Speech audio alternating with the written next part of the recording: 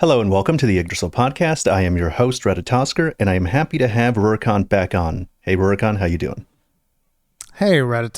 I am extremely sleep deprived, extremely tired, but I finally finished Dragon's Dogma 2, live streamed the whole thing, and yeah, there's a lot to talk about. Do you have that finished a nice game glow about you? Tired but happy? Yes, very much so. I was just like considering, because in a lot of ways I'm like, man, I just want to kind of like keep going. So I just want to go back to New Game Plus and keep playing, because I know that a lot of people went through and did like a bunch of cycles. I only did one cycle so far, but it was a very, very long one. I hope you didn't get anything spoiled off of you, since you streamed your first playthrough. I did. Unfortunately, that is one of the curses of live streaming. And yeah, because, you know, a lot of people don't even mean it like, oh, I'm going to spoil it on purpose. It's more so you're doing something and then people instantly go, oh, just do this. And I'm like, oh, I wish you hadn't said.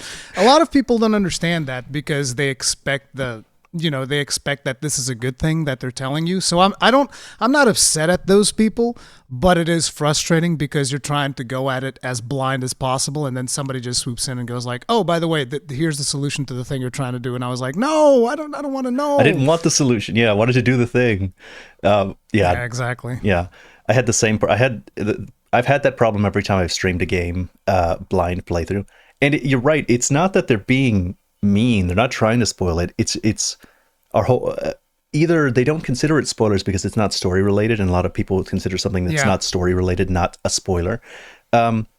It's a mechanic or the solution to a puzzle. But I do consider that spoiler content because you're robbing me of the experience of figuring it out on my own. If I fail, okay, I fail. Leave me be. Yeah, exactly. I actually failed quite a few quests in the game. And it feels even better when you fail. It was the same thing with, for instance, Baldur's Gate 3. You have this thing where a lot of people, they feel like, oh no, I want to save scum. I made a video about save scumming, about how I'm like, look, it's a single player game. You bought your game. You should play it exactly how you want. But I would recommend at some point you give a shot to playing the game without save scumming it, just to see how different the experience is. But for some reason, for a lot of people, and I'm not trying to be critical of what other people do or anything like that, but for some reason, it's just they can't conceive of a scenario wherein the gameplay doesn't go exactly perfect the way that they plan, and they get to be the good guy hero that saves everyone. And it's like, if that's what you want to do, fine. But a lot of times I find that there's significant greater enjoyment to a flawed run.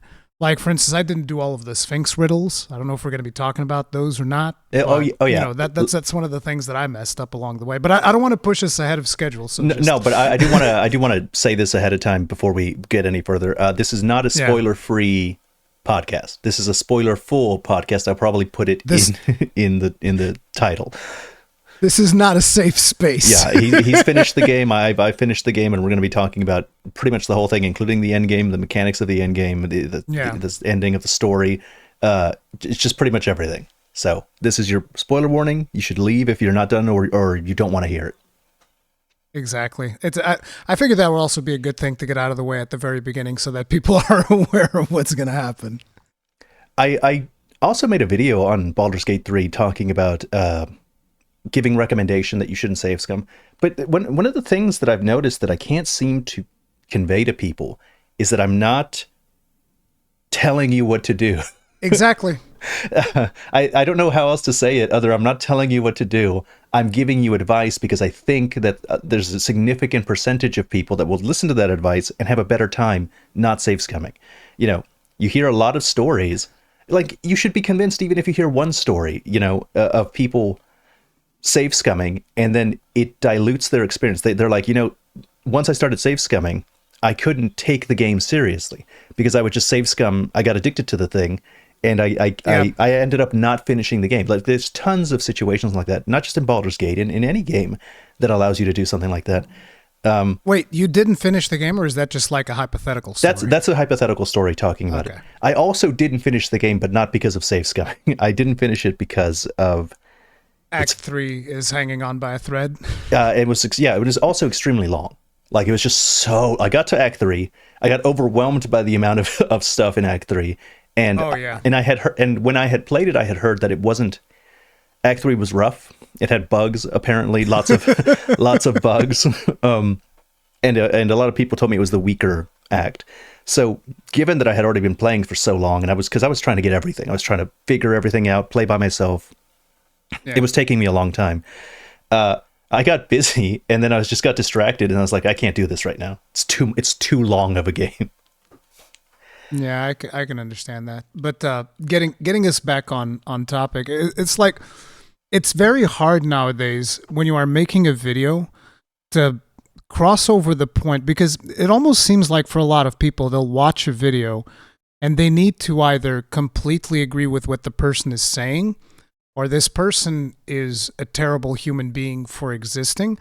And a lot of times when I'm reading through the comment section, not all comments, of course, but there are some comments where it's almost like there seems to be a certain lack of social skills where people don't... And I'm not trying to be... Again, see, I have to like caveat everything that I say to make sure that I don't offend people, because I'm not trying to be mean. I'm just trying to explain that, for instance, when I talk to my friends, that is very much the same way in which I will conduct myself in a video. So like, I will tell my friends when I'm talking about a game, oh, that game's terrible, right? But when you are talking about it in a video, people should take that as a conversation and not as in, for instance, a demand or a statement of a fact, unless I make it very clear, no, I think that factually this is how this works. Otherwise, it's just banter. And people... I almost feel like they have a trouble interpreting banter, and they see everything almost as a demand. So when we suggest that, hey, by the way, we think it'd be really fun if you would try to play a game without save scumming, or try to play a game in the case of Dragon's Dogma 2 without necessarily looking up every guide and having a perfect playthrough. Yeah, have the wiki open on another tab. Actually fail a couple of quests, that's fine. It's not the end of the world, but people see that almost as like a demand. Oh, you're just trying to tell me how to play my game. And it's like, no, I'm trying to have a conversation. I'm trying to banter because it's fun, because that's the whole thing about making these videos online. It's just like a conversation between a friend. It's just, there's a lot more people watching, but it is not necessarily something where I'm demanding something or forcing my viewpoint on somebody, right? And it does get weird sometimes. I think part of it is that... So I have trouble understanding why people take things the wrong way, because our channels are basically opinion-based channels. Like, everything we do is basically talking about our opinions about video games, about their various mechanics, reviewing the game, everything related to, talking about the stories or giving guides, and sometimes the guides will even have opinions. I think this skill is very useful with this skill, but maybe it's not objectively the best combination. Maybe there are objectively better meta combinations, but really almost everything related to our channels is opinion based. So I don't necessarily feel the need to preface every statement I say by telling people it's my opinion. The whole channel is an opinion. Like, the whole channel functions that way. I wouldn't get anywhere if I had to preface every sentence. Like, my videos would be double in length if I had to preface like that. You should just know that when I say this is good, I mean I think this is good. Or if I say this is bad, it is my opinion that this is bad. I don't think it's necessary. I think also maybe my tone kind of hurts me, because I yes. Yes, it does. There's something about the way that you speak. Yeah. That it's almost like it has a certain degree of gravitas to it, where it's like, no, I'm saying this, and this is and the I'm way right. that it is. Yeah. Yeah, exactly. And I'm correct, and you're wrong if you think otherwise, right? And yeah, I do think that your tone does help in that perception, but it happens to me too, and I don't think that my tone goes the same way. So, right. Right. Yeah, I don't know. That's just how I speak. It's how I've always spoken. It's not my fault. Can't do anything about it. That's just how I talk. I have a pretentious way of speaking. Can't do nothing to fix it. Okay. Well, I think that's a good stopping point for that. Before we get into Dragon's Dogma, because I'm sure that's going to be the lion's share of the conversation, I'd like to catch up on other things not Dragon's Okay. Dogma related. I saw that you played Rise of the Ronin. How is that? Oh man, I wasn't expecting that. But okay, Rise of the Ronin, right? So Rise of the Ronin is a game that, for all intents and purposes, for me, it's a decent game, but it is a game that came out in a time wherein I would be happier playing something like Final Fantasy VII Rebirth or Dragon's Dogma 2. It came out right in the middle of those two games.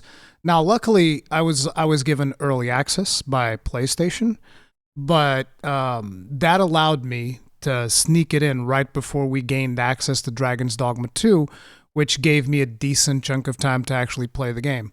But the thing that was very surprising to me, because I like Neo games, but they're not like my favorite Souls games, right? I like playing them. I think they're fun. Usually I fall off during the DLC because DLC to me, when it comes to the Neo type games, feels like, okay, this is the point at which you either have your build online or you're going to get completely rocked, right? And so, usually I tend to play the base game and then I kind of fall off.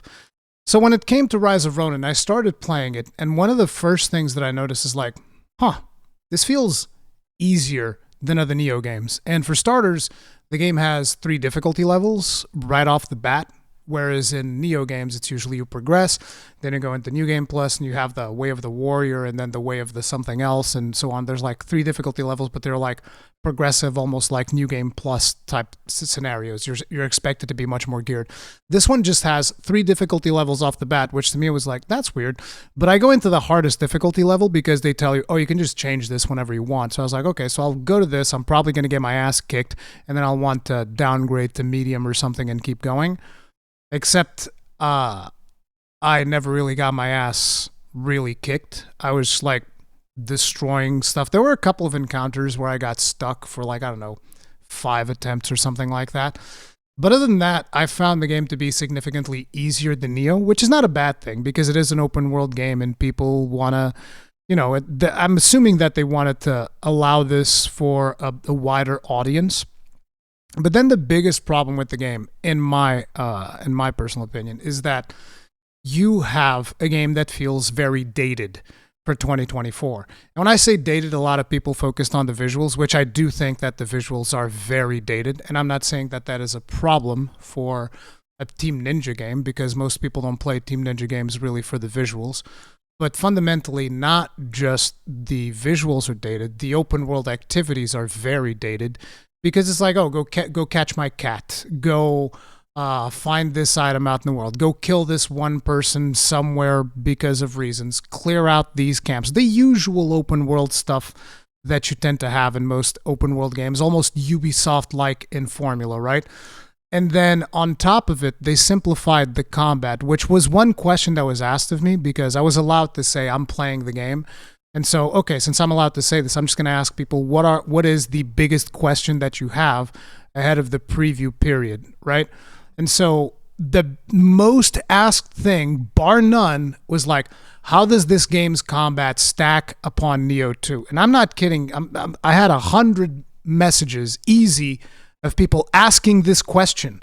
So I was like, okay, so this is clearly the thing that people care about the most. So I go to great lengths to describe exactly how the combat works. And then I finish by saying, you are not going to find the depth of Neo 2 in this game. It's just not going to happen. And that's kind of like where I stand with the game. It is fun, but it is the type of game that I would want to play when there's nothing else around. When you have like a clear schedule and you don't have anything else on your mind, yeah, I will play Rise of Ronin and I'll have a good time doing it because they have like a really cool weapon that I've never really seen before in the form of the bayonet. The bayonet's a really fun weapon because it's basically a gun. You're playing with a rifle that has a knife on the tip of it and you're shooting people in the face And, being a Gunlance man, I'm like, oh, this is great. And they also give you a revolver. So technically speaking, even though everybody's like, oh, katanas, I'm like, no, I have a rifle and I have a gun and I'm shooting everybody in my path. And I had a blast doing that. It was fun, but fundamentally, I wanted people to be aware that, the game does feel dated. Now, a lot of people are loving the game, which I think is great. But a lot of people are also trashing the game because, it feels dated and it's a PlayStation $70 exclusive that is inevitably going to be compared like something with something like a Ghost of Tsushima or other PlayStation exclusives like Horizon Zero Dawn. And I don't think that the level of polish that you have in something like Rise of Ronin is going to hold up. But again, it's a different game. Fans of Team Ninja will probably end up enjoying it. But people that are coming in expecting something on the level of these other exclusive titles are probably not going to find it there. And it's not Neo 3, I guess, is another thing. Yeah, as a lot of people made a point to tell me, oh, you're just mad because this isn't Neo 3. And I was like, no, this is what you asked me. You asked me about the Neo 2 combat very specifically in hundreds of messages, and that's why I addressed it that way. Like, I want them to do whatever game they want to do. I think that the game is fun, but again, it's a game that doesn't feel particularly innovative, whereas, for instance, when Neo came out, I'm not going to say it was the most innovative thing ever, but you feel like, oh, there's really an original concept here. They have like this Diablo loot thing going on, which I'm not even a huge fan of. I usually prefer static loot for those types of games. But, you have like this Diablo loot thing going on, these mechanics with the kills and what were the things called at the time? The creatures that you associated with yourself, and then you could use it and you get like an invincibility gauge. I forget Spirits what the or something. I don't remember. Yeah, but basically the spirits, and in Neo 2, those are even like more complex with spirit bursts and spirit counters and all of these crazy things. And that game simply doesn't have those. And on top of it, you know how you have stances in Neo games, right? In this game, you also have stance, but it's a rock, paper, scissors system.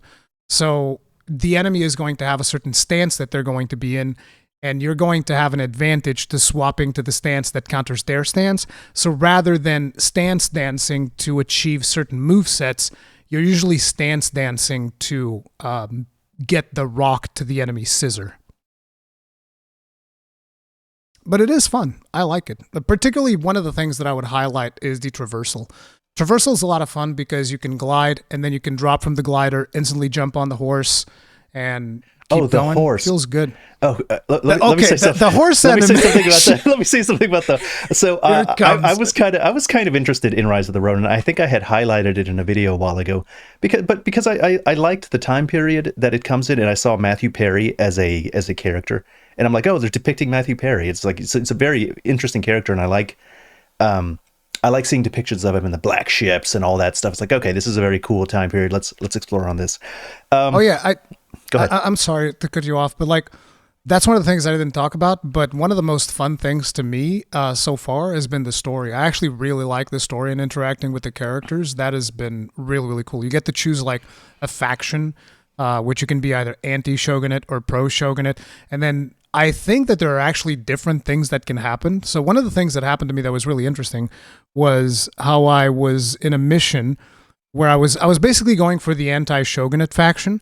And then at one point, because I'm trying to find someone, which is part of the story, it seemed to me like some of the people for the shogunate knew more information about this person. So I'm like, okay, I'll do a mission for the shogunate guys. And then I do a mission for them, and I end up fighting one of the characters that I was doing quests for in the opposite faction. I was like, oh, that's really cool. So you don't kill him, but you wound him, and then afterwards you have to do kind of like a mission to make up for the fact that you beat the crap out of him in the previous mission. And I thought that interaction was interesting, but I'm not sure to what degree that whole thing was scripted or even part of the main story. But if it is not scripted, it's really cool that you have that back and forth between characters. But I'm sorry, keep going.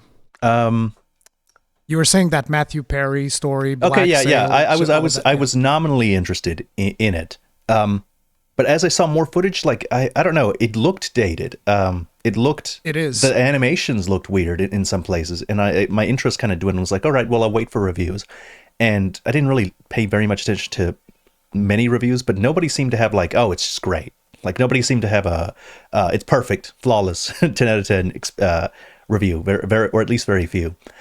I mean, I thought it was weird because what I had heard, because I usually don't check too many reviews, but what I had heard was that IGN and a couple of other mainstream outlets were like, "Oh my God, this is the best work Team Ninja has done to date," and I was like, "Wait, what?" Yeah, but I don't listen to them. But I don't listen to them. So when I look for reviews, I'm typically looking for an individual YouTuber whose taste more or less aligns with my own. I'm not. I don't listen to IGN. And then you watch like Fightin' Cowboy's review on it, and it's kind of rough, which was very weird for me because I was talking with Fightin' Cowboy ahead of time, and usually he is way more into Neo games than I am. So I was like, oh man, Fightin' Cowboy is going to be all over this. And he was like, bro, like you guys, some people might think that he was harsh on his review. You have no idea. Oh, that's funny. But then like the straw that broke the camel's back for me was that I saw the horse animation. It's like literally the worst horse like PS2 horse animation. Not even that, because Shadow of the Colossus was a PS2 game, and Shadow of the Colossus had an amazing horse animation. Oh yeah, like top of the line horse animation, and so it's not even PS1 horse animation. Like it's very rough. The thing is, that animation is very jarring the first couple of times you see it, but you get used to it. So at a certain point, it just doesn't bother you anymore.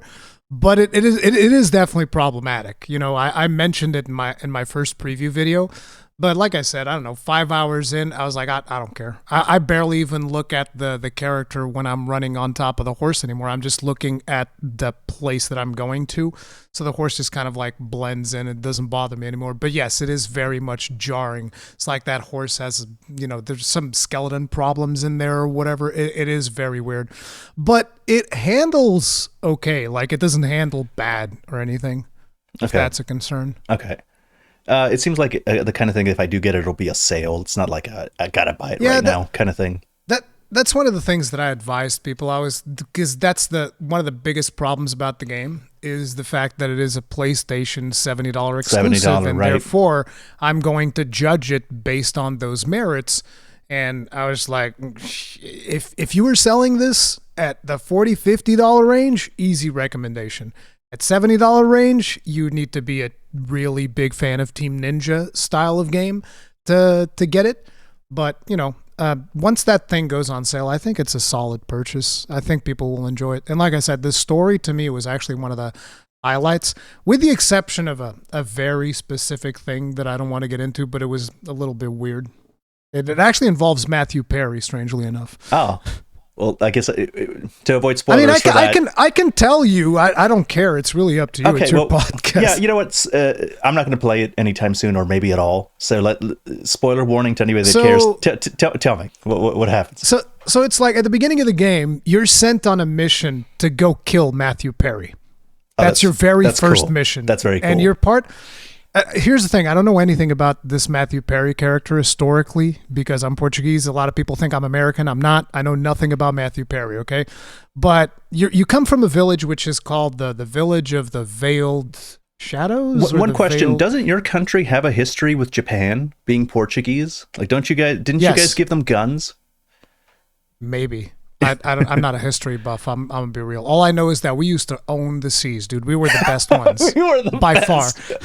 We were like at one point, somebody was saying, "What's your superpower?" It was about countries, and people were talking about, "Oh, America's superpower is guns or whatever." And I was like, "My country's superpower was ships. We were the best." Okay, but anyway, so you come from this village, which is the Veiled Shadows or something, wherein they train you. And you always have a partner who is your veiled shadow. So when you actually create the character, you make two characters. You make the character that you're going to be playing, and you make your veiled shadow or whatever. And in the beginning segment, you actually get to choose which of those characters you want to be your main character, just in case you change your mind, right? But fundamentally, the two of you get sent out in this mission to kill Matthew Perry. And just as you're about to finish the job, a ninja shows up and saves him, and he's one of those situations where you're expected to lose this fight against the ninja that shows up because he's just trounces you. And so what happens then is that ninja just pulls out a gun, and you have to choose one of the characters to essentially sacrifice, and the other character is going to go back to the village and report that the mission wasn't successful. That character becomes your main character. And so after all this takes place, right, because Matthew Perry clearly sees your face as you're about to go and assassinate him and all of this stuff. After all this thing takes place, you're trying to find out your veiled shadow partner, your brother, your sister, whatever. And as you are trying to find this character, who is the character that I was trying to find, like I told you earlier, you eventually run into Matthew Perry. And I was surprised because Matthew Perry doesn't even, initially in the conversation, doesn't even acknowledge that, hey, you tried to kill me. You're just having a regular conversation with him and everything's fine. I was like, what's going on? Why does he not recognize? And on top of it, like, my character is super recognizable because I gave him like super long, bright orange hair. So it's like, it's impossible that you would not recognize me. Okay. Like, some characters would be able to pass by, but not mine. But anyway. And then at the end of the conversation, he's just like, he's racist. They all look the same to him. Maybe. But at the end of the conversation, Matthew Perry just goes like, oh yeah, and don't think I don't remember you. I do remember you, but I don't take it personal that you try to kill me. Didn't think much of it. Wasn't worth even discussing. Wow. Wow. He just like kind of like hand waves it away, and I was like, what the hell? I literally tried to kill you at the beginning of the game. This is not even a big deal. All right, whatever. So that part was weird. But other than that, like, the story has been really fun. And, you know, eventually Matthew Perry becomes a character that you can take with you onto missions and whatnot. What? What? Oh, yeah. Oh, my God. Yeah. And here's the interesting thing, right? So you can... The way in which you choose characters, so the characters, there's also a level up system. So the characters that you level up, they can unlock additional ranks and skills for your weapons. The weapon for Matthew Perry is the saber, I think, if I remember correctly. But you can essentially, Matthew Perry is kind of associated by default with the Shogunate faction, at least at the beginning of the game. But you can just take him on anti-Shogunate missions and it's fine. And nobody cares. Like, this is not a problem. This is okay. What does he do? Does he have weapons? Does he attack things? He has a saber and a pistol. You don't actually understand. Like, you don't understand how cool I think that is, because like Matthew Perry is like a really cool historical figure. He's the guy. He's the American that opened up Japan's trading. Like, he brought his ships over, and he's like, you're opening up your things to trade, and they didn't want to, and he's like, no, you're doing it, or I'm going to come here with 100 ships, 1,000 ships from the U.S. that we didn't have 1,000 ships. but he just bullied the Japanese into opening it up, and the Japanese seem to have like a strange relationship with the man, because he was the asshole that forced them to open up. But there's also a weird fondness that I've seen in his depictions. Like, they don't really. They kind of like him a little. Like, he's not depicted in, at least from what I've played so far, he's not depicted in a poor way at all. Quite the opposite. The beginning of the game, it's even like, you know, he stares up at Mount Fuji because it's got the white snow on top of it, and he's basically treating it as Moby Dick, whatever the name of the captain of that ship is, and how he is going to harpoon the white whale that is Mount Fuji. You can even give him books of Moby Dick in the game to improve your relationship with him. So there's like this whole thing going on there too. Very cool. Very cool. Well, I'm glad that you're liking the story. I might actually check it out if you can have James Perry as a character to take around. Oh yeah, you can just take him out. And I think pretty much, because the way the game works, right, is when you're in the open world, you're alone. But then eventually you get like these missions that you're supposed to do. This is where you can do co-op with other players and stuff, because the game also has co-op. And in those missions, you can choose whatever character you've unlocked so far. Sometimes you're required to take certain characters, but any mission where they let you take any character you want after you unlock Matthew Perry, you can just take him with you on all the missions. And so far, I haven't really seen any limitations there. So yeah, you can just hang out with Matthew Perry all the time. Perfect. Absolutely perfect. All right, moving on. Have you been playing anything else other than Dragon's Dogma. Have you been keeping up with Helldivers at all? No, I stopped playing Helldivers because I had to start playing Rise of Ronin, Yeah. right? And before Rise of Ronin, I had to play a little bit of Final Fantasy VII Rebirth as well.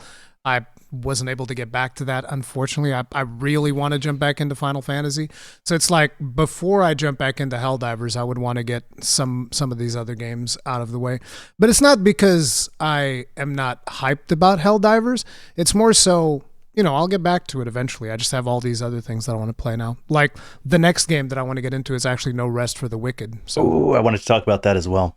yeah, It's been a crazy start of the it's year. been insane, dude. Like this is. I thought, okay, there's no way we're gonna get another year as busy as 2023, and no, I've barely seen my family. That's my life now. Yeah, everybody was always like, "Oh, 2023 was so great," and there was that big stretch, middle of the August kind of times where it actually was very difficult. There was a lot of things I was interested in, and a lot of things that a lot of people were interested in because I'm not always interested in most of the stuff that's coming out.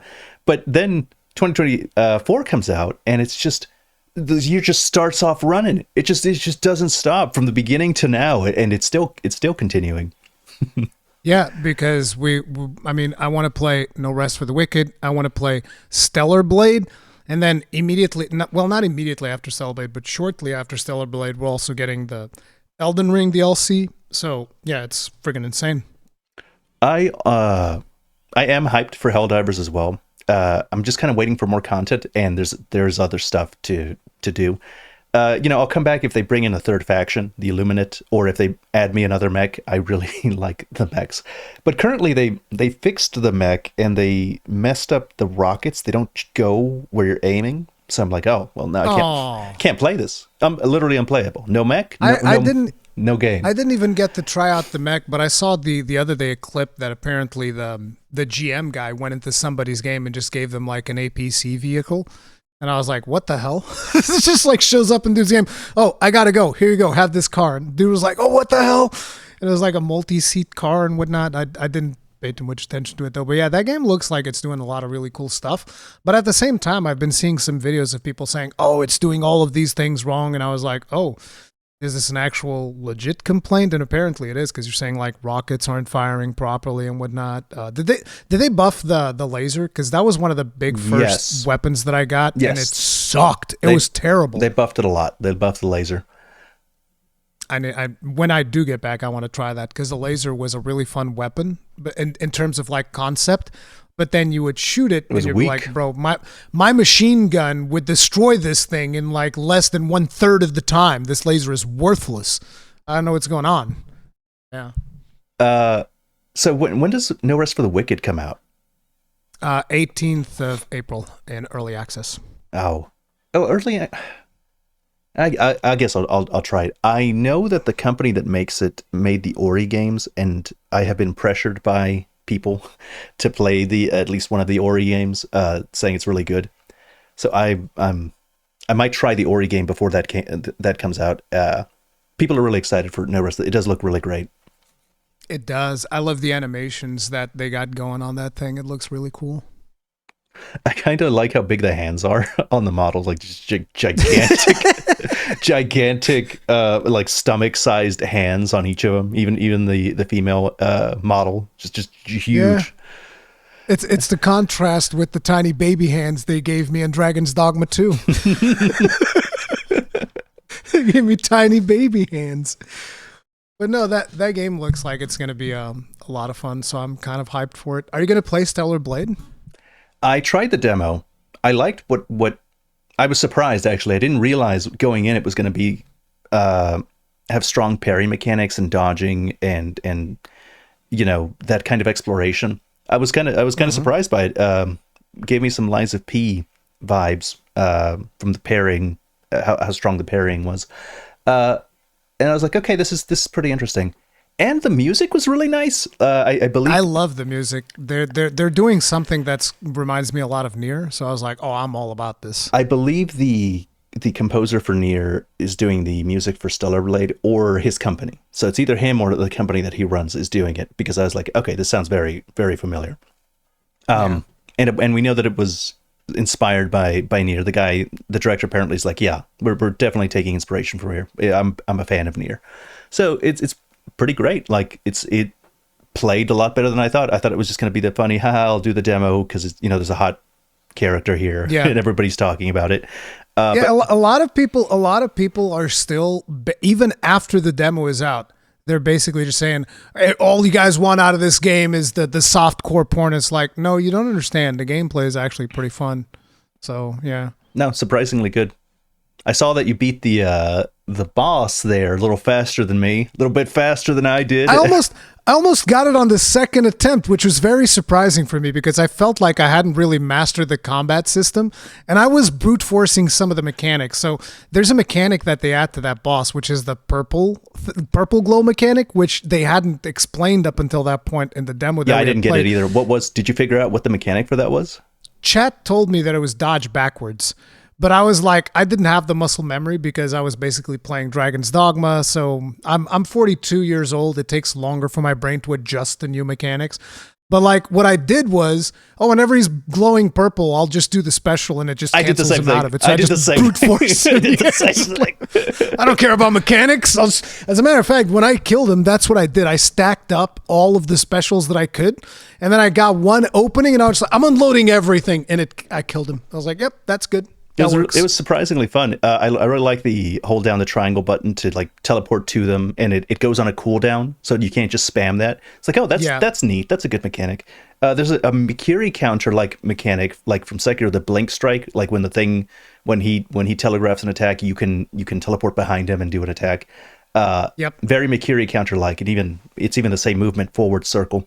Very cool. Very cool.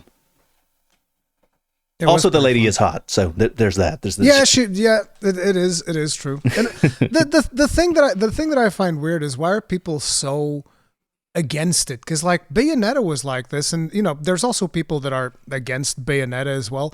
But it's like, why can't there be a couple of games that just over sexualize a character? Who cares? It's not like it's the end of the world. And people sometimes almost act like, they never do it to male characters. That's a lie. Yes, they do all the time. What are you talking about? One of the best examples of this was like I don't know if you've ever played Dragon's Crown. I'm a huge fan of that game. I absolutely loved it. Played the crap out of it. Yeah. And so there were a lot of people at the time when that came out saying like, the sorceress or whoever it was, the one who's got like the big boobs. They were like, oh my God, that character's so over-sexualized. You wouldn't do this to the male characters. And I'm like, bro, look at the knight. Look at the male characters. The male character. You think that's unrealistic? That's more realistic than me turning into the knight. Like, the knight looks like an inverse triangle, dude. He's an inverse triangle. And then if you ever see him without the helmet, he's just a blonde god looking, looking like chiseled face. The whole thing is like, damn. Did you ever see the artist's response to when that controversy happened with that game? Yes, they just made the dwarves thing. Yes, there was a guy, the guy from Kotaku that criticized him. The guy was like, Mr. Jason Schreier, I think, doesn't like. Oh, it was Jason Schreier? Yeah, he doesn't like my sorceress design. So here's designs to which he may find more pleasing, and it was just the dwarves, like just a bunch of 3 naked dwarves just like flexing, and it was hilarious. That was very funny. That was a very funny response. Did you see the video that they put up? There was apparently a video for Grand Blue Fantasy where it's just like 3 of the male characters like all chiseled, only in like Japanese those bathing towels that they go to the springs in. No, I didn't see that. Never saw it. I gotta send you that video. You're just screaming all the time, Suya, Suya, Suya, Suya. It's so good, dude. You're gonna laugh your ass off. But I think it's funny because like a lot of times people think that we're being hypocritical with that stuff. It's like, no, I like when, oops, banged my microphone. I like when both characters are sexualized. It's fine. I also like it that we're in games where they're not sexualized. I don't care. I think it's all about the artist's vision. If they want to do a video game wherein, look, this character is going to be sexualized, that's fine. We're adults. Like, okay, just don't let your children play it. That's it. It's like, what's the big deal? The way I see it is like, I wouldn't play an actual porn game. I wouldn't I wouldn't have an interest in playing like an actual game where it's just only fan service, or fan service is the primary thing. Mechanic. Yeah, and there is no depth to the combat. There's no depth to the story. Like, it's not like Nier Automata. 2B is hot, but the game's point isn't that 2B is hot. Whereas there are games where the point is that the character is hot and their clothing is destructible, or something like that. But I just don't subscribe to the philosophy that there's some kind of moral wrong in having sexualized characters, or even over sexualized, because I don't consider anything. There's no such thing as an overtly sexual. It's as sexualized as the artist wanted it to be, and there's no moral dimension to this. There's nothing wrong with it. There's nothing right with it either, necessarily. It's just an artistic choice, and you either like it or you don't, and then you move on. Yeah, and I just, whether objectifying the character, I think my view on this is that humans are sexual objects. They're sexual creatures. They objectify each other. You get objectified, and other people get objectified, and there's not something necessarily wrong with that. That we are sexual objectifying things. No, I don't have a problem with it. I don't subscribe to the philosophy that there's something wrong with it, in principle. Yeah. I think that people need to be talking about how good the gameplay is versus how, skimpy her outfit is or whatever. Which is pretty good. I was surprised. Yeah, I was surprised. Yeah. The one thing that I would say is that it felt a little bit stiff in places. Yeah. The way that she moves and whatnot. Yeah. Where I kind of feel like they could probably make it a little bit more fluid if they tried a little bit harder, but other than that, it was fine for me. There was a slight bit of jank from like dodging to like moving forward. Like I dodge, and I dodged perfectly fine, but what if I want to be a little closer to the enemy? It took her like a small fraction of a second to start moving where I wanted. A little bit too long, yeah. Yeah. Yeah, I agree. Is there anything else that you're looking forward to that's not either upcoming or not announced that you're hoping to play this year? Something that's not announced? No, I or can't upcoming. Remember anything right now. Well, there's obviously the Elden Ring DLC, I guess. Yeah, I mean, I already talked about that a little bit earlier. So yeah, I want to play that one. There's going to be, but most of the stuff that I want to play has already been announced. Like there's the Wukong game or whatever. I want to check that out eventually. Right. There's another game in August that I forget which one it is. But there was a game that either got delayed or something and now lands in August. I don't. Oh no, of course, the Dawn Trail expansion for Final Fantasy XIV. I want to play that as well, which was actually funny. I don't know if you know, but in the latest live letter, Yoshi P came out and he said, "Okay, I know y'all want to play Elden Ring, so you have a week." So yeah, he delayed it. He didn't really delay it. They hadn't announced an official date. But he made sure that it didn't land on top of Elden Ring as well. Right. That I thought that was very impressive. I like that he did that. Yoshi P is a cool character. And he is. Funnily enough, there's another Shin Megami Tensei Vengeance comes out, and it got pushed forward like 2 weeks, so not to land on Elden Ring's release as well. I think we talked about it. I don't know if it was in your podcast or mine, but I remember at one point we were saying like, "Oh man, this other game also comes out on top of Elden Ring. That's not going to be good." Like the sheer aura that the DLC emits is just pushing games away from it on all sides. It's funny. It's so funny to see. But apart from that, I think the only thing that I would like already this year's stacked, I'd be happy if nothing else comes out, and I only have the Elden Ring DLC to play. But I know what you're going to say. Is it Metroid 4? It's Metroid Prime 4! Where's my Metroid Prime 4?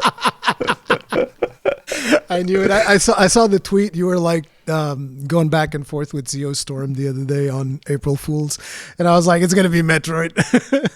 But it's like, the thing to me is I want them to also release 2 and 3. They've only released 1.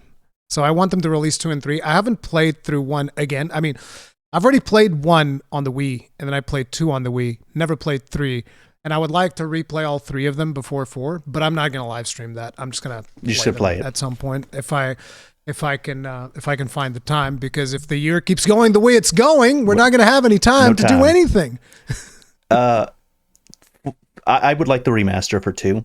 I've said before that if they're going to remaster them, they need to remaster them in the same way that they did for Metroid Prime 1. Like 2 and 3 in that same style would be, I'd buy them. It'd be perfect. I really... Oh, yeah.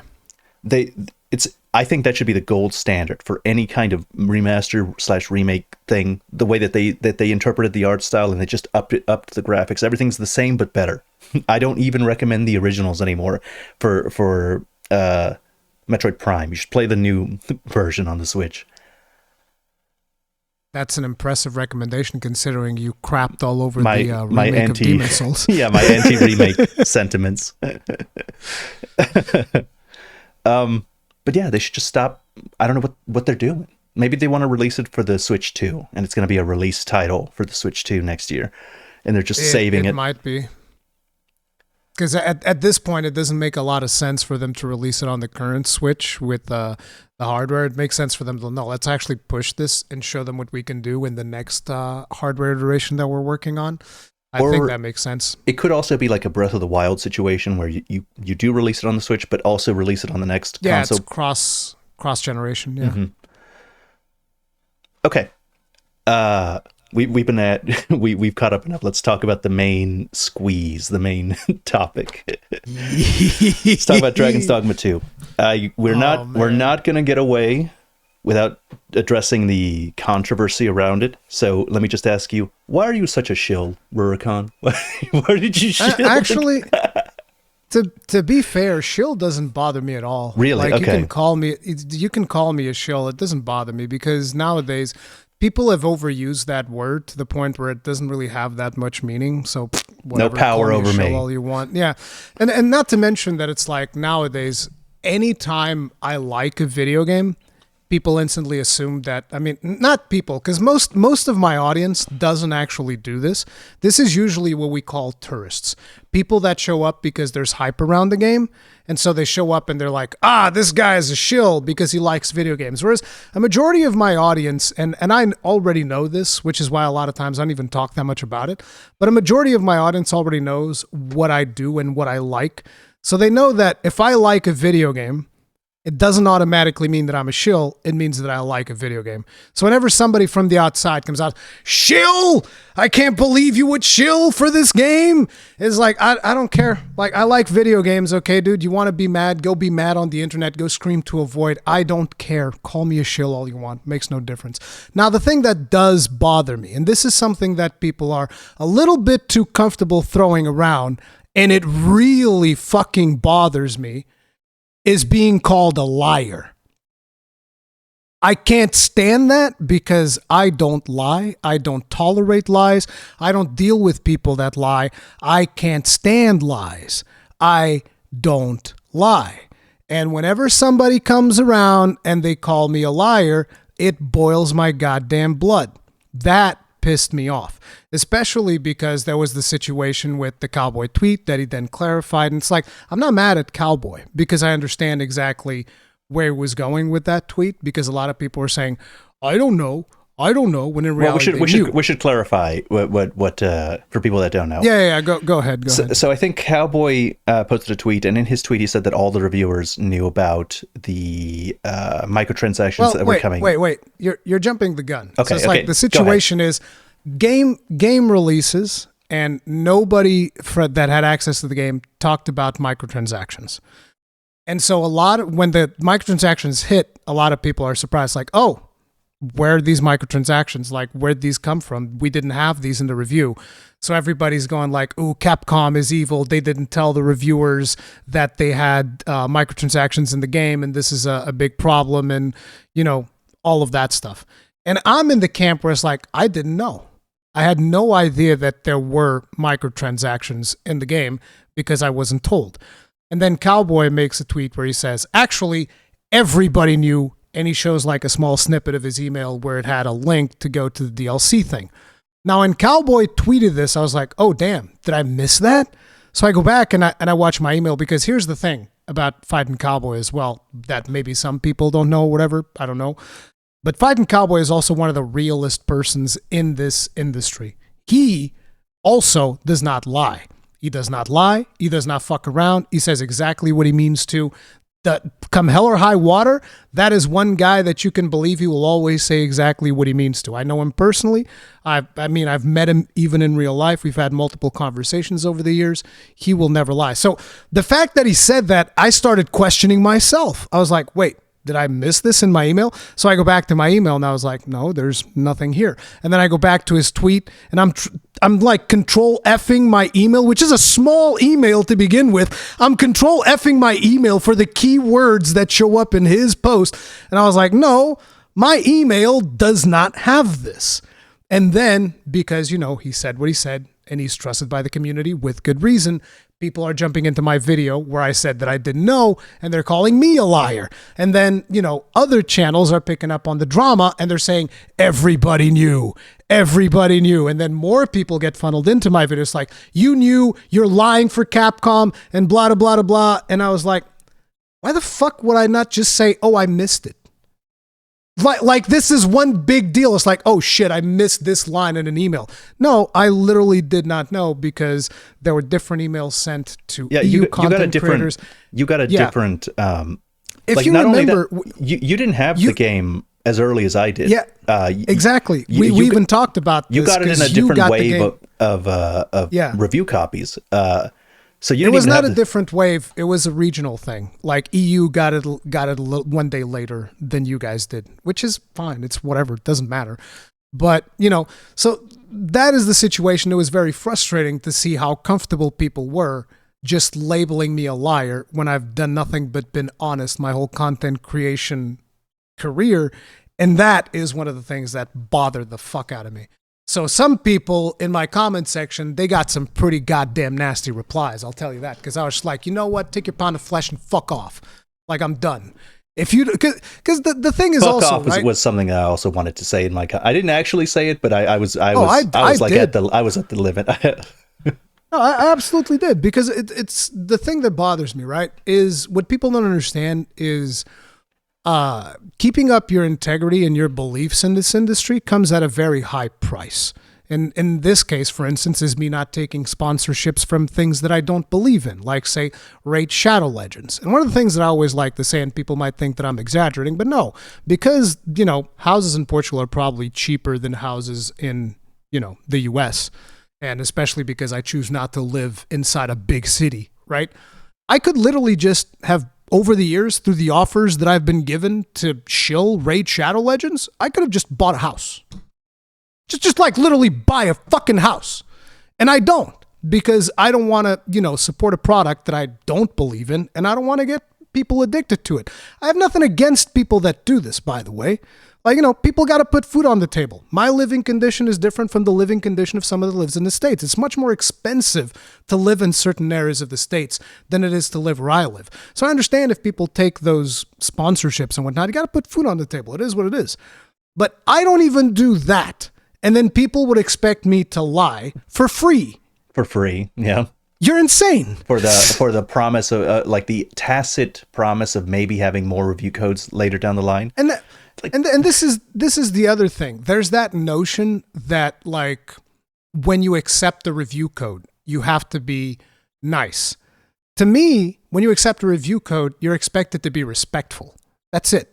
And that means not to, in my opinion, this game is a pile of dog shit. It's like, no, you say this game is bad because of these things, and you're fine. But, people, I understand that some people have gotten blacklisted in the industry and all that.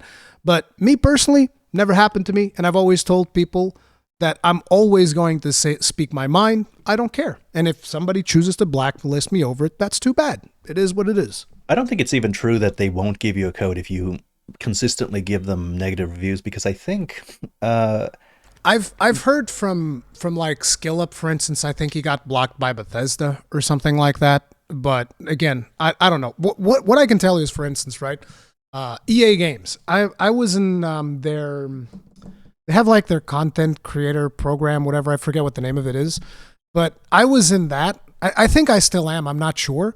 But fundamentally, when Battlefront 2 came out, I did a bunch of criticism to it. And nobody ever came after me. Nobody ever told me nothing. And nobody ever denied me codes. So, don't know. Okay. Well, so yeah, your situation was different. Like you just straight up didn't know. You straight up didn't know, and you were just a complete. You were getting flagged I from was all sides. blindsided. Yeah, you were getting Yeah. flagged from all sides. So first of all, you were getting flagged from. Well, why didn't you say anything? And then you were getting flagged Yep. from. Well, all these other people are saying that everybody knew. Why are you lying? Now you've been caught out. Yeah. So you were just getting it from all directions, pretty much.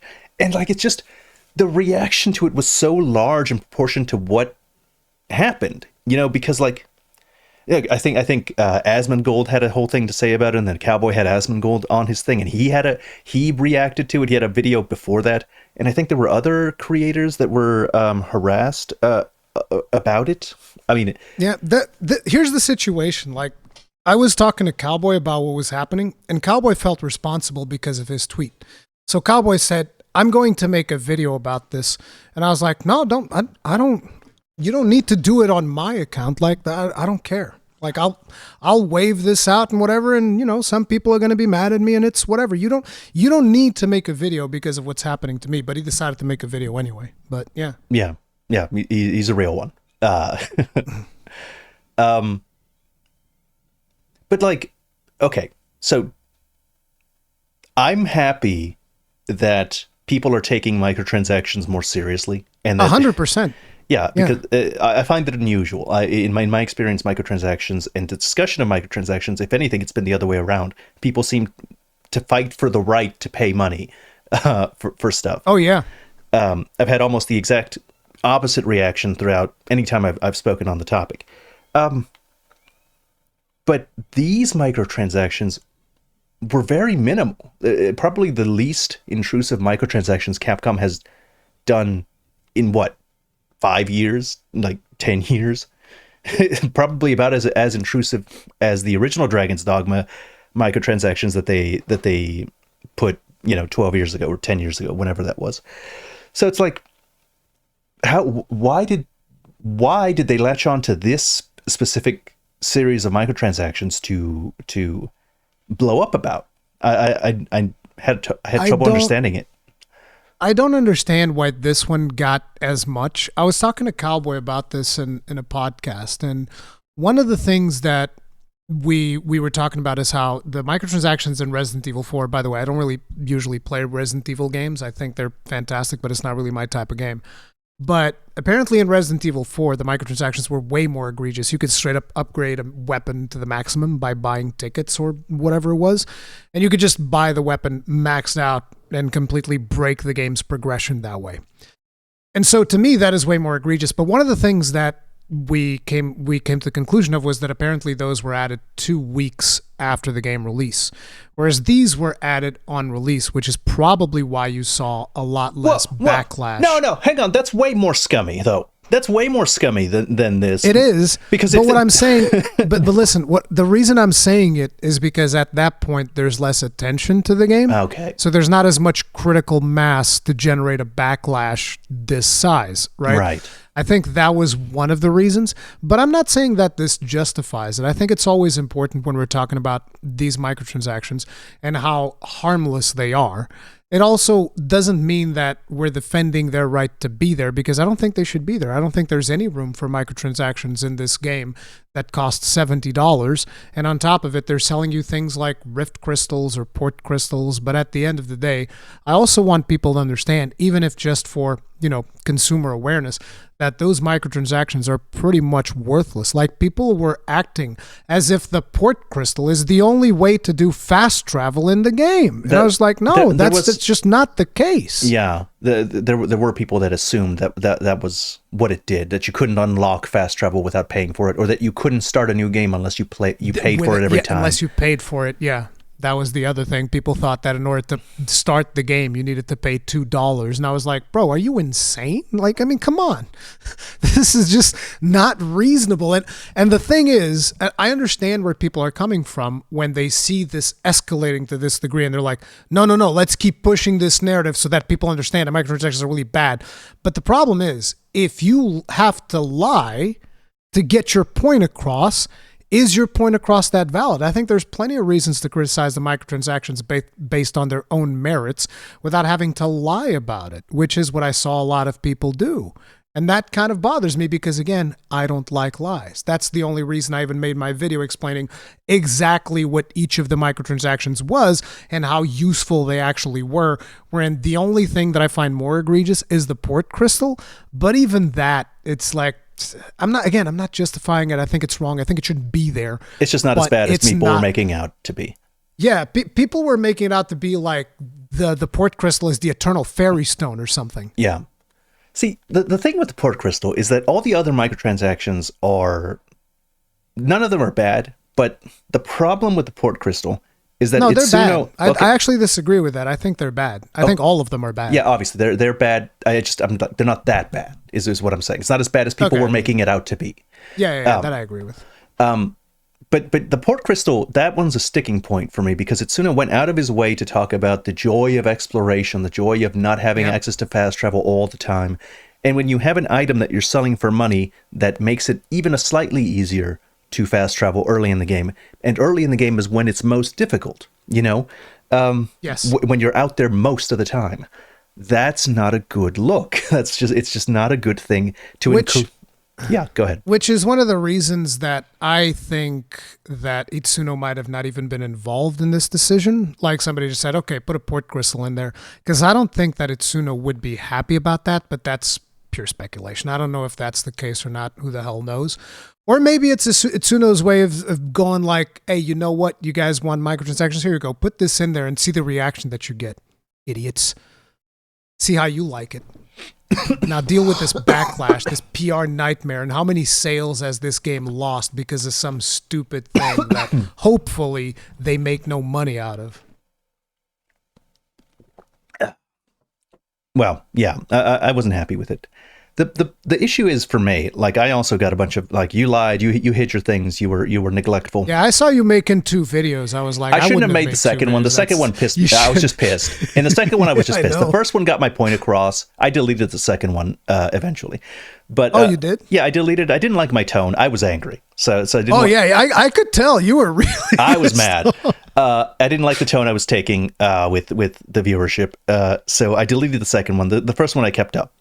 The issue with it was I don't understand why people think it's my job to review things I didn't have access to begin with. Those microtransactions weren't in the game to start off with, so I didn't have them. So they're not part of my review, and my reviews aren't like topical. They're not about the news of the day. I like my reviews to be timeless, to be useful, to have every paragraph in it to be useful for someone looking at it like 5 years from now, if they're trying to decide whether or not to get Dragon's Dogma 2. And the microtransactions weren't like I looked at the page. They sent me a little kit, and they're like, all right, well, here's all the microtransactions. And I played, and I was like, who knows, 20 hours in when I saw that. And then I, stopped looking at it, and I kept playing for another 60 hours, and I forgot that it was there because it wasn't important. And I guess that every other reviewer that had access to that email did the same thing, because I know Cowboy did the same thing. He didn't mention them. Nobody mentioned them that knew, because and I'm just like, I don't see the problem. I don't see the problem. I'm just curious as to why there are so many times where I see an egregious microtransaction, and I will talk about it, and I will bring it up, and I'll like, okay, listen, this is wrong, and this is why this is wrong. And I've been doing this for so many years, and I am not kidding if 90% of the times what I end up getting for that is straight up backlash of everybody telling me, it's fine, shut up, you're wrong. Like I even remember, for instance, I criticized the Lost Code weapons because the sheathing animation was too unique for my taste. I was like, look at this sheathing animation. There's no other weapon in the game that sheathes like this, okay? I criticized a cosmetic microtransaction based on a minor animation that I thought was unfair. And I got backlash for that. People were all over me telling me how wrong I was, how I should shut the hell up, how I need to buy it to support additional development. And I was like, I hate that argument, because that's not what it does. It doesn't support additional. When you pay for something, you incentivize that specific thing. You don't incentivize things associated with it. You pay for that specific thing. So if you pay for microtransactions for a cosmetic piece of armor or weapon, you're incentivizing them to release more cosmetic armors and weapons for microtransactions, maybe even armor and weapons that they might have given you for free. because they used to give things like that for free in Monster Hunter. Yep. They used to just give you cosmetic items. They used to put it in event quests. They used to do it, and okay, well, they do that sometimes still now. do. They do that. They do. But how do you know that these wouldn't have been included in? Because they gave us very nice things in Monster Hunter World that were very free. Like they had the Eagle Charge Blade Axe. They had the whole Dante layered armor. They had the Knights stuff. Tons and tons of stuff that would be microtransactions now. That would be you'd pay for that stuff. They wouldn't be making a whole ass Dante animation for the Charge Blade for free. But basically, over the years, after me getting so much backlash, whenever I do, try to tell people that I feel like here's why this microtransaction is wrong. At the end of last year, I just said, look, I'm 42 years old. This isn't my fight anymore. I need somebody else to take up this mantle because I don't have the patience to constantly have to explain myself online as to why I think a certain microtransaction is wrong. I've done that for over 10 years. Over 10 years, I've been telling people why certain microtransactions are wrong, and they always come back to me with the most asinine arguments like, oh, it saves time. It's like, you idiot. Oh my God, it just really, there's no other word. When people start telling me about how their life is so busy, they're a father. It really bothers me because here's the thing. I'm a father. I have 2 kids. My life is pretty goddamn busy too. You have no idea because people think that we just sit in here, play video games all day. No, that's not it at all. Quite the opposite. We spend most of our time coming up with ideas about what we're going to be doing for a certain video or whether we're setting up to do podcasts or whether we're, there's a lot of stuff that goes into it. I would actually argue I play less video games than somebody who has a 9-to-5 job. And that's not an exaggeration. People might think it is. It is not, because I know a lot of people that have 9-to-5 jobs and they spend considerably more time than me gaming because most of my time is spent creating content, not playing video games. That's the situation. I used to play a lot more before I became a content creator. Yeah, exactly. And so this is not a complaint, by the way, because I love what I do. It's whatever. Because a lot of people I already know they'll see this like, oh, look at the big content creator complaining about his poor little job. It's like, no, I'm not complaining about it. I'm just expressing a fact of life that a lot of people don't seem to understand. But basically, whenever somebody comes around, they tell me, oh, I buy this and it's great because it saves me time. And it's like, no, you are incentivizing the developers to inconvenience you in the future because they know they can get more money from you. Thank God you said that. And that's because the last big controversy that I had with this was one of my posts on Twitter that went like semi-viral about World of Warcraft because they put up a post about how they were selling this level boost that maxed out your character and gave you gear that you could jump into the looking for raid, which basically allowed you to skip like 90% of the current expansion. And I was like, this is so incredibly wrong. And people are like, no, this is great. I'm a father. I'm busy. Yeah, you should be wanting them to streamline the content that is there so that you don't have to grind for 300 hours. Yeah. They shouldn't be creating this problem and then selling you the goddamn solution. Yeah, they create no idea the backlash I got from this. It was insane. People were actually upset at me. They were telling me that I was a loser, that I was poor, that I couldn't afford it. And I'm like, bro, what am I doing with myself, wasting my time arguing with these people that have already been conditioned to accept this? Like, I'm too old. And the worst part is, I expected at some point for other people to take up this mantle of like, more content creators talking about the situation with microtransactions in video games now. And very few people step up. It's always the same people complaining about the same things. And, it gets tuned out. And at a certain point, during my big rant where I was talking about this World of Warcraft microtransaction situation, there were people that were telling me I'm going to buy 3 of them out of spite. I was like, well, what the fuck? I'm achieving the exact opposite effect of what I'm trying to do. This is a waste of everybody's time. I'm not doing this anymore. And so I quit. I gave up really talking that much about microtransactions. And to see this level of backlash over the ones that we got in Dragon's Dogma 2. Where were you? I was like, where were you before this? Exactly. Where was this during the thing that I had with World of Warcraft? Where was this when I talked about how bad it was that Diablo 4 was selling 3 days of early access for $90? Yeah. And people were telling me, shut the hell up, 3 days don't matter. I was like, what? You're insane. This is an MMO. What are we talking about? The 3 days early thing is really weird because like we have incentives to be okay with that because like because we're going to buy it anyway and play it early and stream it or have content. We'll get more people to watch it. Yeah, more people will be watching it than they would have otherwise. So it's like we have an incentive to be perfectly okay with it. So when we're complaining, you should trust that we mean it. But yeah, I've gotten so much backlash over it that in a way it's almost like, oh great, people actually care about this now. Fantastic. Why do you care about these specific ones that are literally worthless?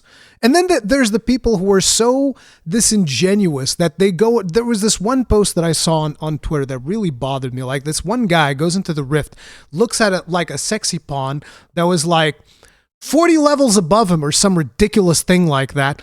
And it obviously, because it's so much higher level, it goes like, oh, you need 3 million something Rift crystals. So they go to the trouble of doing the math of how much it would be if they were to buy those in packs of 2,500 crystals. And they're like, oh, it costs more than 3 new games or whatever it was. And it's like, you can't even buy that many. You can't buy. You can only buy 10,000. Yeah, you can buy a tiny amount. You're an idiot because you don't understand the mechanic. Because he doesn't care. He's just there to complain. It's just drama. It's just drama. Pawns are free. Like, bro, they don't want you to know this, but pawns are free. You can just take them home. You just take them. You don't have to pay any Rift crystals. I have 3 pawns. But yeah, it was annoying to me to see, because again, it really sucks that we've been waiting 12 years for this game. By my accounts, my experience, I love the game. I think the game is absolutely awesome. I don't like the microtransactions, but to see the level of backlash for these worthless micros that are not okay, I'm not defending them. They fucking suck. They shouldn't be there, etc., etc. But the level of backlash that y'all did for these ones, I can't wait to see whenever the next game comes up with the same level of microtransactions, and people are going to be like, oh, this is fine. As a matter of fact, here's an interesting thing. I told people I think that these microtransactions are pay to win because fundamentally they are. 10,000 Rift crystals, you can buy a higher level pawn that can kind of like carry you through the game for a while. Little bit. Yeah. For a while. Port crystal, you can also like add that, get an additional starting advantage, and I think there might have been 1 or 2 more things that you'd get a little bit of an advantage. I guess the wake stones. Yeah, wake stones, because you can resurrect 5 times. Again, it doesn't really matter because you're still going to probably die shortly after.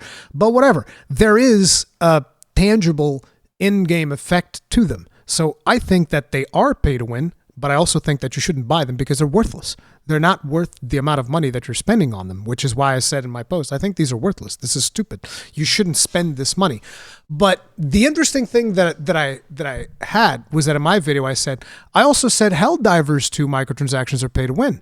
And people were like, Helldivers 2 microtransactions are definitely not pay to win. What are you talking about? You can get everything in game. And I was like, no, well, what my the God. fuck? Oh, I hate that shit. What the fuck kind of argument is this? Where is this coming from? You can get everything in game too. Like, what? You can get everything from Dragon's Dogma in game. All those things are there. Either both things are pay to win or none of them are pay to win, depending on whatever loose definition people have of pay to win. But to me, it's very simple. If it can have any combat beneficial effect in the game, I don't care how little it is, it's pay to win because you can spend money and you can get ahead a little bit more. Don't care. I guess it's that simple. I guess some people are interpreting the pay to win to mean you can't win without paying. Or like in Helldivers too. That, like, yeah, but they're wrong. Yeah, I agree. Actually, it's kind of funny. You know that I'm not this abrasive usually, but when it comes to this pay to win discussion, I am. They're wrong. I don't care. Yeah, it's that simple. Yeah, I agree with you. Here's the thing: like, if this hadn't happened, I would have. Okay, if I hadn't gotten an early review code for Dragon's Dogma, I would have made a video about Helldivers' microtransactions, and it would have been a. You know, I don't like the microtransactions as Helldivers. That was the next video on the slate. You can go back to my streams on my streaming channel and look at me playing Helldivers and talking about it and being like, I'm going to wait for the War Bond to get the new War Bond to come out, and you know, I'll see how they are doing it, and then I'll probably make a video because One of I the things, remember you saying that in your original review type video that you made for Helldivers 2. right, right, and I didn't like them. I don't like how the war bond system works. I don't care that it's a battle pass that lasts forever. I don't like, I don't care that you can get super credits in the game, because the method of getting super credits is most efficient when you're doing it on the easiest difficulties, and it's not a good method because it's not scaled to difficulty like all the other rewards in the game. Okay, you can get super credits by going to the least interesting objectives. You go to the side objectives that are littered around, and you might get a super credit, one like 40 in an hour or something like that. Okay, but when I'm doing the hardest difficulties on Hell Type, that's my least of my concern. That's hard enough that I'm not like going to every objective, or even if I do go to every objective, it's not as, I'm not incentivized to do it. If I wanted super credits, you'd go to level 1, you go to an easy mission, you run around, grab all the super credits, and quit the mission before without even extracting, really, which isn't fun. Yeah. I saw your video and I was like, I'm never going to do this. Right, it's boring. It was extremely boring. The worst time I had playing Helldivers 2. And so, yeah, I didn't like it. That would have been my next video, talking about the super credits. Everyone's praising it. It's like, oh, this is live service done right. And I'm like, really? This is live service done right? That's because you also don't play a lot of live service games. I don't. It's like, I can definitely relate to the whole thing of Battle Pass not going away. That to me is a big positive. The fact that it doesn't go away, it's actually massive. Fine. Okay, it doesn't go away. That is massive. I agree. And it comes out once a month, which gives people enough time to, like, I guess, get enough super credits through natural play. If they play the whole month, or if they play a substantial amount of the month, they'll have enough for the next Battle Pass thing. But I don't play live service games very often, and I certainly don't play live service options where it's not just cosmetics. These are real weapons that are locked behind a paywall. Oh, it's not a paywall because you can get the super. No, it's a paywall. It's a paywall because you're incentivized to. They're making money off of it. I don't understand this idea. Why do companies need infinite money? They released a game. It's a very good game. If they wanted to release war bonds every month and it was just cosmetic and weapons weren't tied behind it, that'd be perfectly fine. Deep Rock Galactic does something like that. They release cosmetic stuff, and you can support them by paying for that. But why do they need infinite money? Why do they need to have continuous money month after month? Because it's not that you have to pay for it, but they are getting money from it. I don't understand. Maybe this is because I don't have a live service background. Yeah, it's the servers. They need to maintain the servers, and they need to create more content. So I understand that they need a constant flow of money, but there are ways and ways of going about it. And like I said, I don't think that the Helldivers 2 model is that bad. It's not. It's fine. Yeah. It's fine. And it's your first time that you're exposed to it. And you got like, there are way, way worse models. But see, this is one of the reasons why whenever it comes to MMOs and stuff, usually back in the day, what I liked was, okay, here's a monthly fee. You pay us every month. You play this game. That to me was perfect because it meant all of the content was in the game. But somehow people have been brainwashed to just accept that there are a lot of games nowadays that you pay a monthly fee for, and it is expected that the game also has a premium store that sells you cosmetics. And that I fundamentally disagree with, and whether you are talking about World of Warcraft or Final Fantasy XIV, I don't like either of them. I think they're both bad. And the reasoning is because if I'm paying you a monthly fee, I want access to everything in the game. I do not want to have to engage with a store to buy microtransactions if I'm paying you every month already to access the service. I think that this is too much. But it has become normalized because we're essentially, frogs inside of a boiling pot. Yeah, I think that must be it, because the level of disagreement that people have with me with this, it has to be because I'm just not experienced with this type of interaction. Everybody else is already, they're boiled frogs. I'm surrounded by boiled frogs, yeah. and I'm fresh in that water looks kind of warm to me. I don't want to go in there. That water is a little hot. Yeah, that's pretty much where you're at with that. Trust me, there's way, way worse than Helldivers. All right, so we've gone a bit of a roundabout route. We talked about a lot of stuff. We should probably get to the meat and potatoes. Let's transition into the actual. How did you like the game in overall? Oh, I loved it. Initially I played, I think about between 25 and 30 hours in the pre-release period because I knew that I wanted to stream the whole thing. So I purposely avoided getting too far ahead in the story so that I would be able to experience a lot of it first time around on stream. But at the same time, I explored as much as I possibly could to get, to get familiarized with as many mechanics as I could to really understand the game and how it works and all of this stuff so that I could make my pre-release video where I talk about my opinions on it. And people were always asking me like, okay, so now you've played this amount of time. How do you like it now? And I was like, I like it even better than I did when I made that video. And that has stayed true throughout. I do have criticisms of it, which we'll get into at some point. But overall, I absolutely love the experience. And it is pretty much my game of the year up until this point. Right.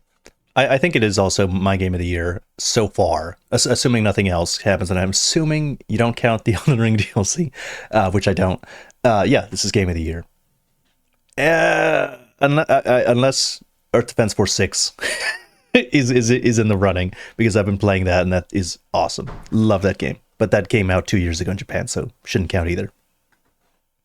I mean, I don't know. Even if I don't know, even if like if we counted Elden Ring DLC as a new game, I still I have to play it obviously to really see all of the stuff. But there's just something that Dragon's Dogma 2 manages to do that is just really special to me, which is the whole sense of adventure.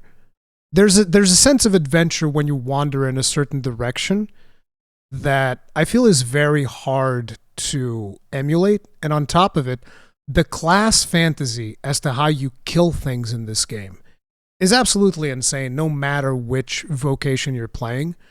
So one of the things that never got old, for instance, is as you are killing a Cyclops, even though they become super easy later on, which we'll talk about for sure, but when they are dying and you're standing on top of their head because you climbed up there and you were beating on them and whatnot, and they're falling down and you're still like on top of their corpse, like almost riding it like a friggin' Hollywood movie almost, that stuff never got old to me. I know that probably for a lot of people it did, but it doesn't for me.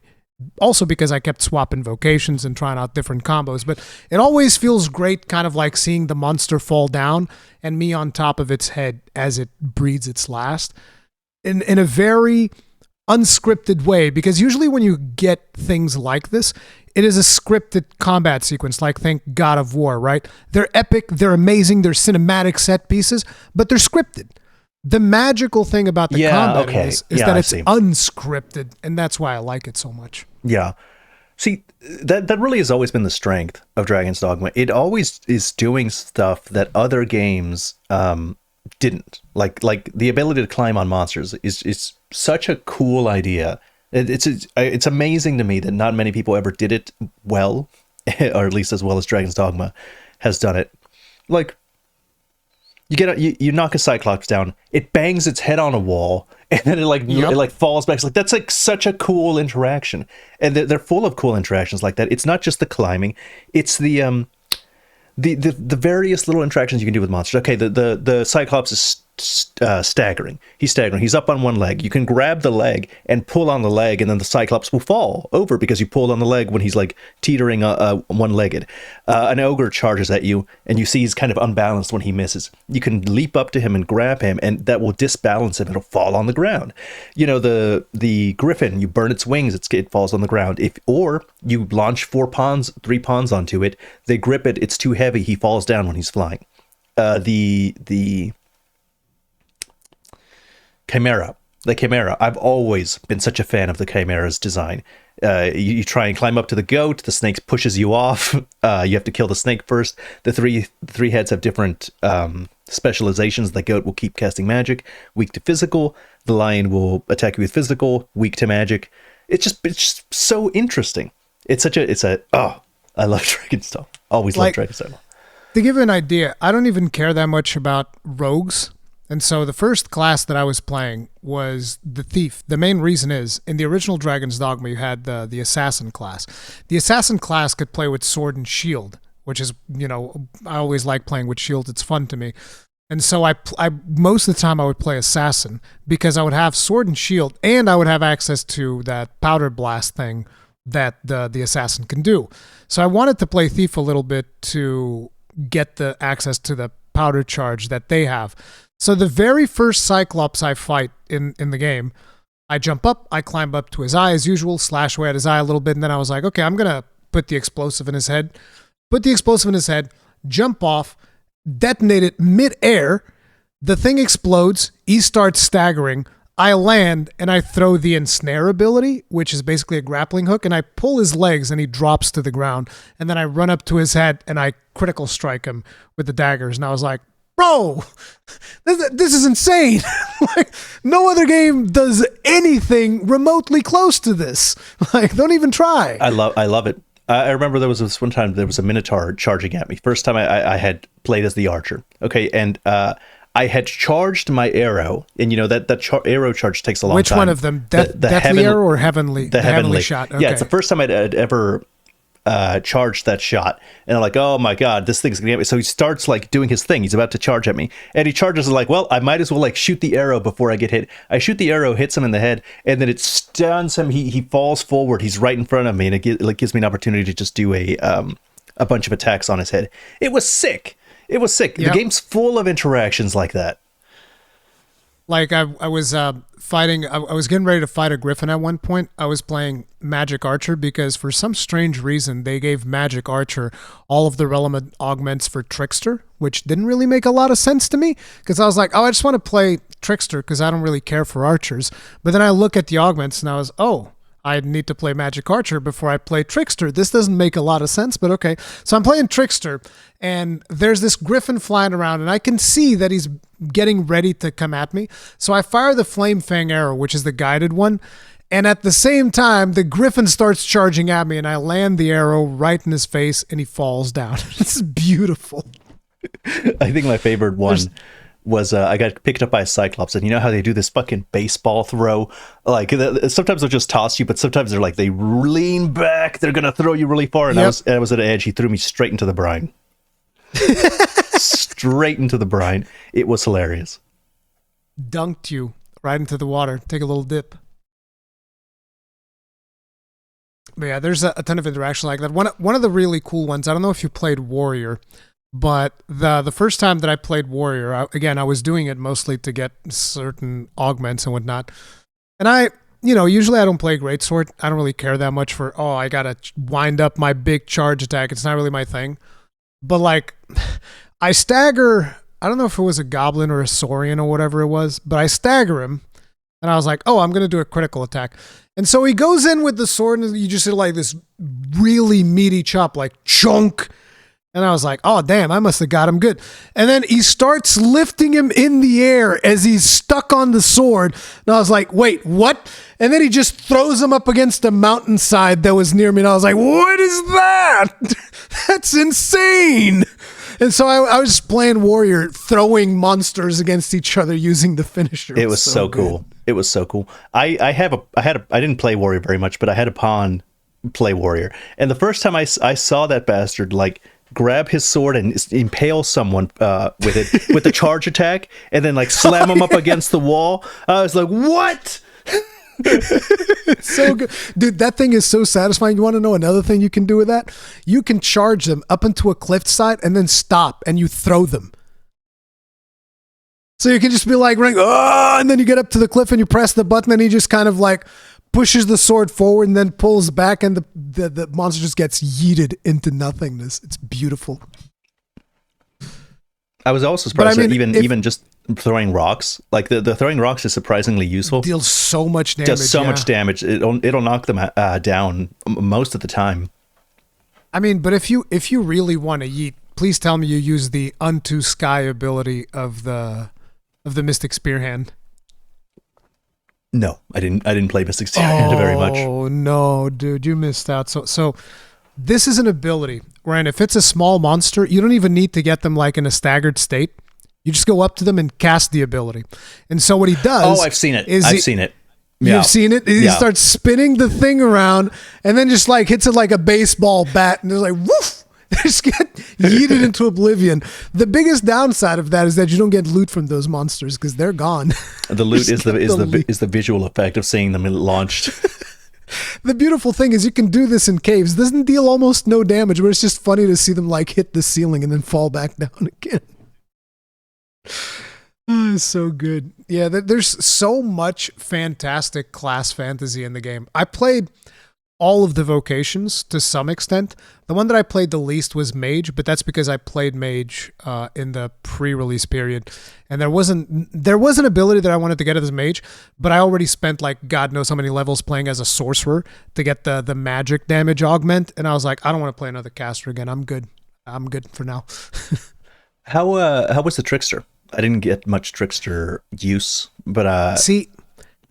The Trickster is a vocation that is not going to gel with a lot of people, but for the few people that do gel with it, it is so good. I loved it. It was funny because when I was learning Trickster, I had like my Trickster I think was rank 2 with the skills that I started equipping on him, and I was just roaming through the volcanic islands, right?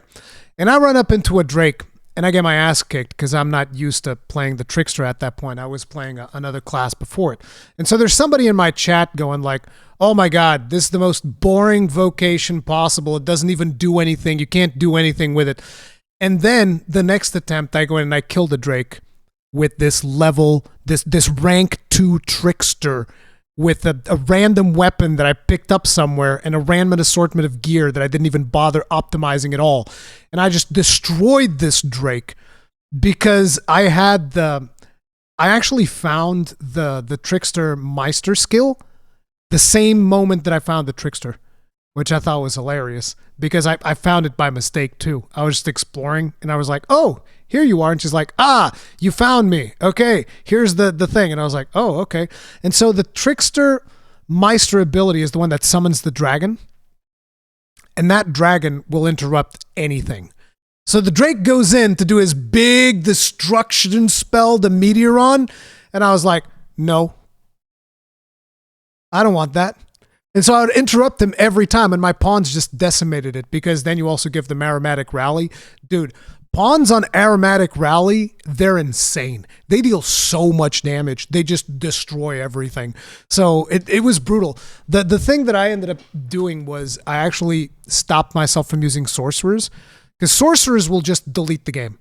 Like at one point, I was like, I'm going to be playing Trickster, so I'm going to get a sorcerer. And so I get the sorcerer, and I give it aromatic rally, and the sorcerer just goes in and is like, Maelstrom, dead Drake. I was like, well, now there's nothing for me to do.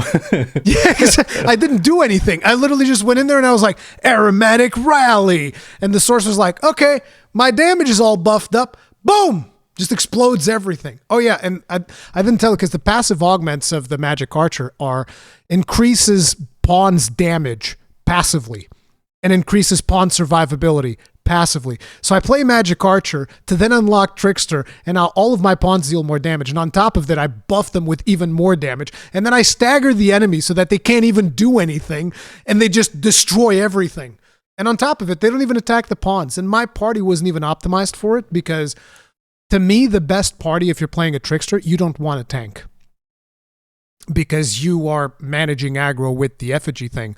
So you don't want to have a tank. You want to have more pawns that deal damage.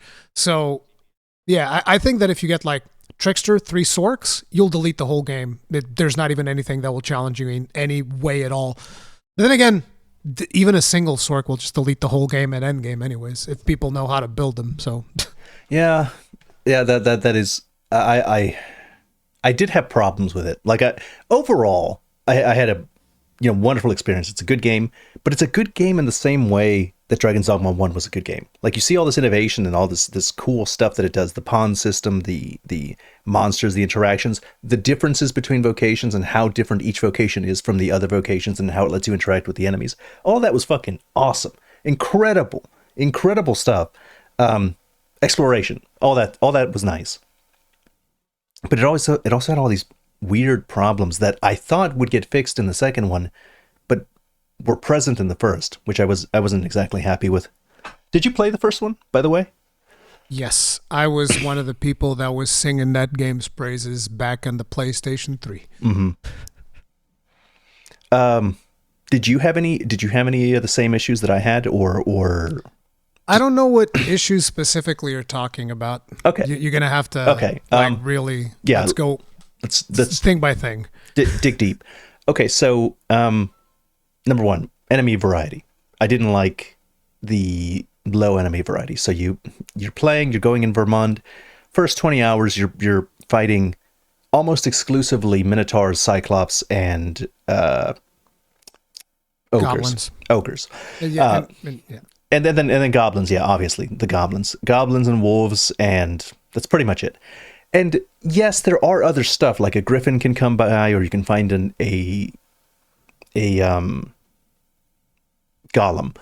But for the most part, you're spending all of this time and you're fighting the same 5 enemies basically over and over for 20 hours. Because if you're slow like me, because I am slow, I took my time, didn't go to Batal until I had to go to Batal. Explored around, went through caves, went through the dungeons. That's really all you see. And okay, you find an occasional griffin. That doesn't take away from my point. And this was a issue that people had even back in Dragon's Dogma 1. In Dragon's Dogma 1, they said the same thing. Low enemy variety, low small enemy variety, low big enemy variety. And it's a shame because I really like fighting. And then they took off the Hydra.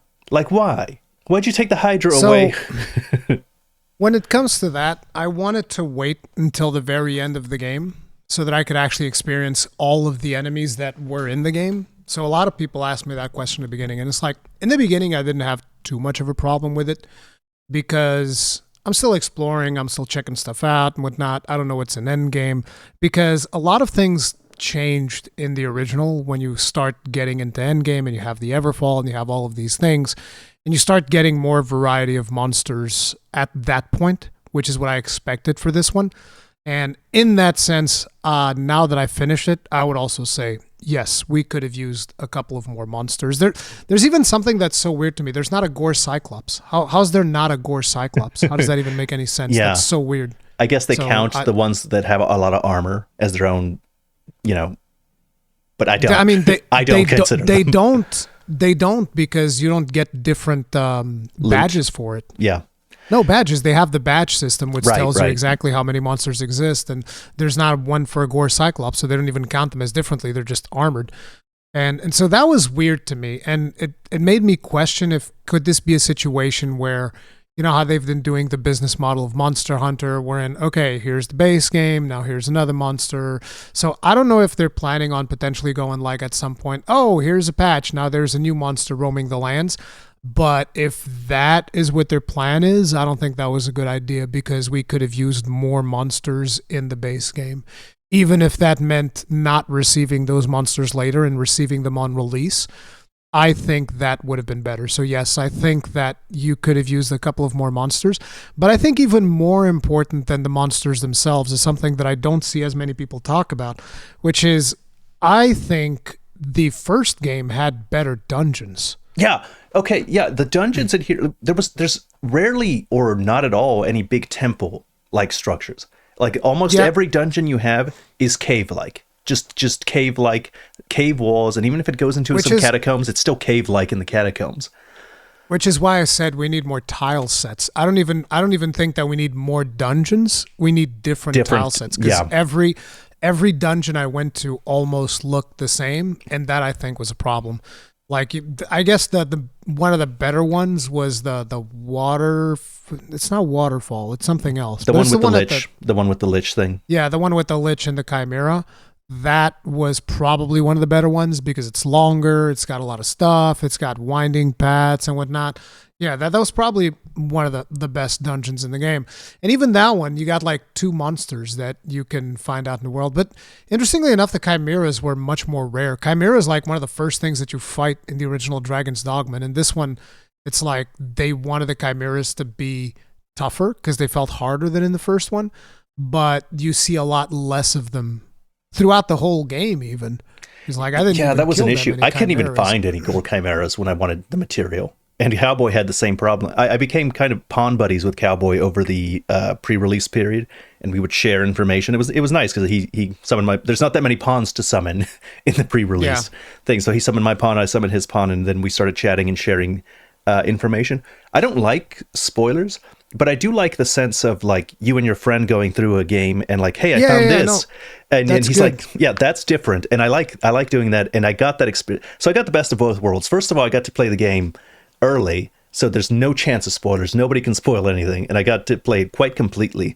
Found everything, got all the Sphinx riddles right, and then I also got to ask Cowboy because I didn't find the Trickster vocation on my own.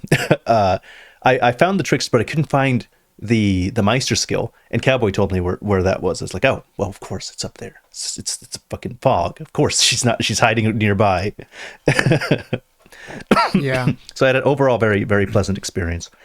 But that does seem like one of the better ways of enjoying it is just talking with somebody else, because like that is a different experience. And speaking with your friends and figuring stuff out. I used to do that in the original Demon Souls with a friend of mine, where we would share information about like, oh, I found this thing here, you found that thing there, and that is fantastic, and it is a million times better than like, oh, I'll just go to the wiki and it's over here, because like that's not fun. Yeah.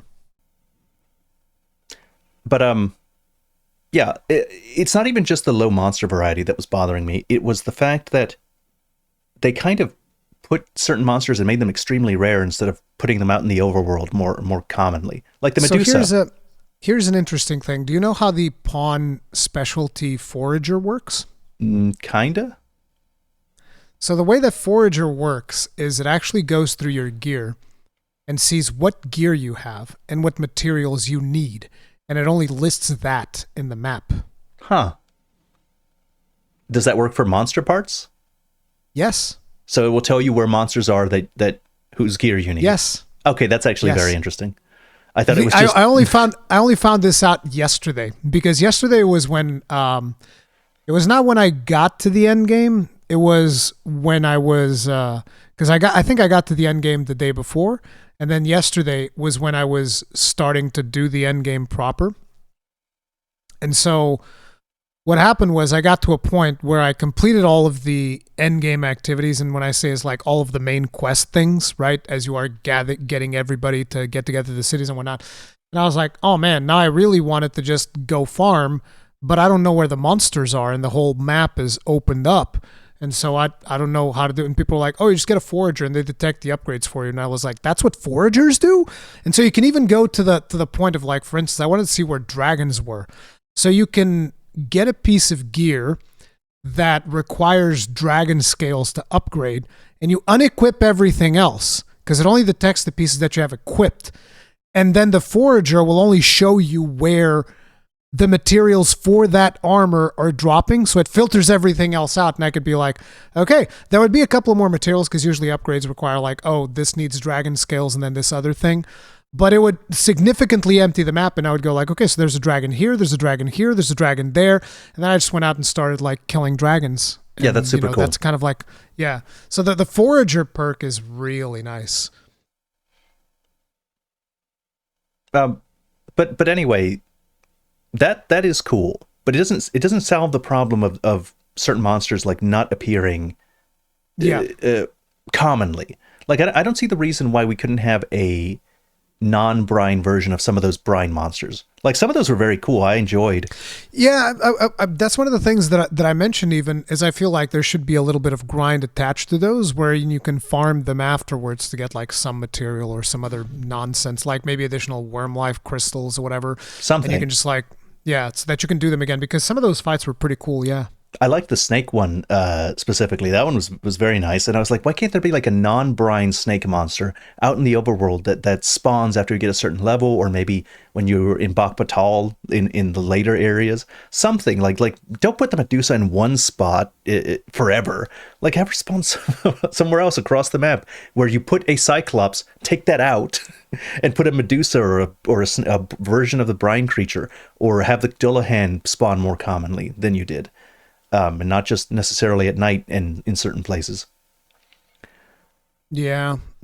Again, like I said, initially it didn't bother me because I was like, oh, I'm sure there's going to be more stuff that's going to be backloaded. But then I got to the end and I was like, yeah, there were a couple of more things, but yeah, we could have used more monster diversity for sure. And okay, so you played the first one. Did you like Grigori in the first one? Yes. Okay, because I'm a big Grigori fan in the first one. I think he's my favorite depiction of a real dragon, the talking dragon type of a dragon. You know, his words sound important. His dialogue is good. The delivery is good. And I didn't like the dragon in this game, like almost at all in comparison. He was not as impressive, I feel like. Um and the problem with the dragon in this game is also that his fight I didn't think was very interesting. Yeah. Yeah. Okay. So I get that it's a spectacle battle. The first one was a spectacle battle. It's supposed to be cinematic. It's more story related than a real impressive fight. But the first one was still awesome. It was even so as cool. A spectacle Yeah, battle. it was actually spectacular. It's not just a spectacle. It had a loading screen midway Yeah. because the technology was so limited. Yeah. Okay, so fine. If you're going to do a spectacle battle, do a good spectacle battle. In the first one, you start off in that thing.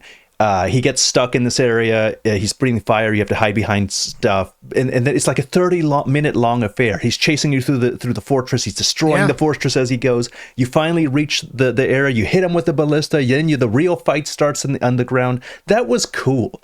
That was cool. This was like that, shortened down to a 5-minute affair. I was just not happy, not impressed.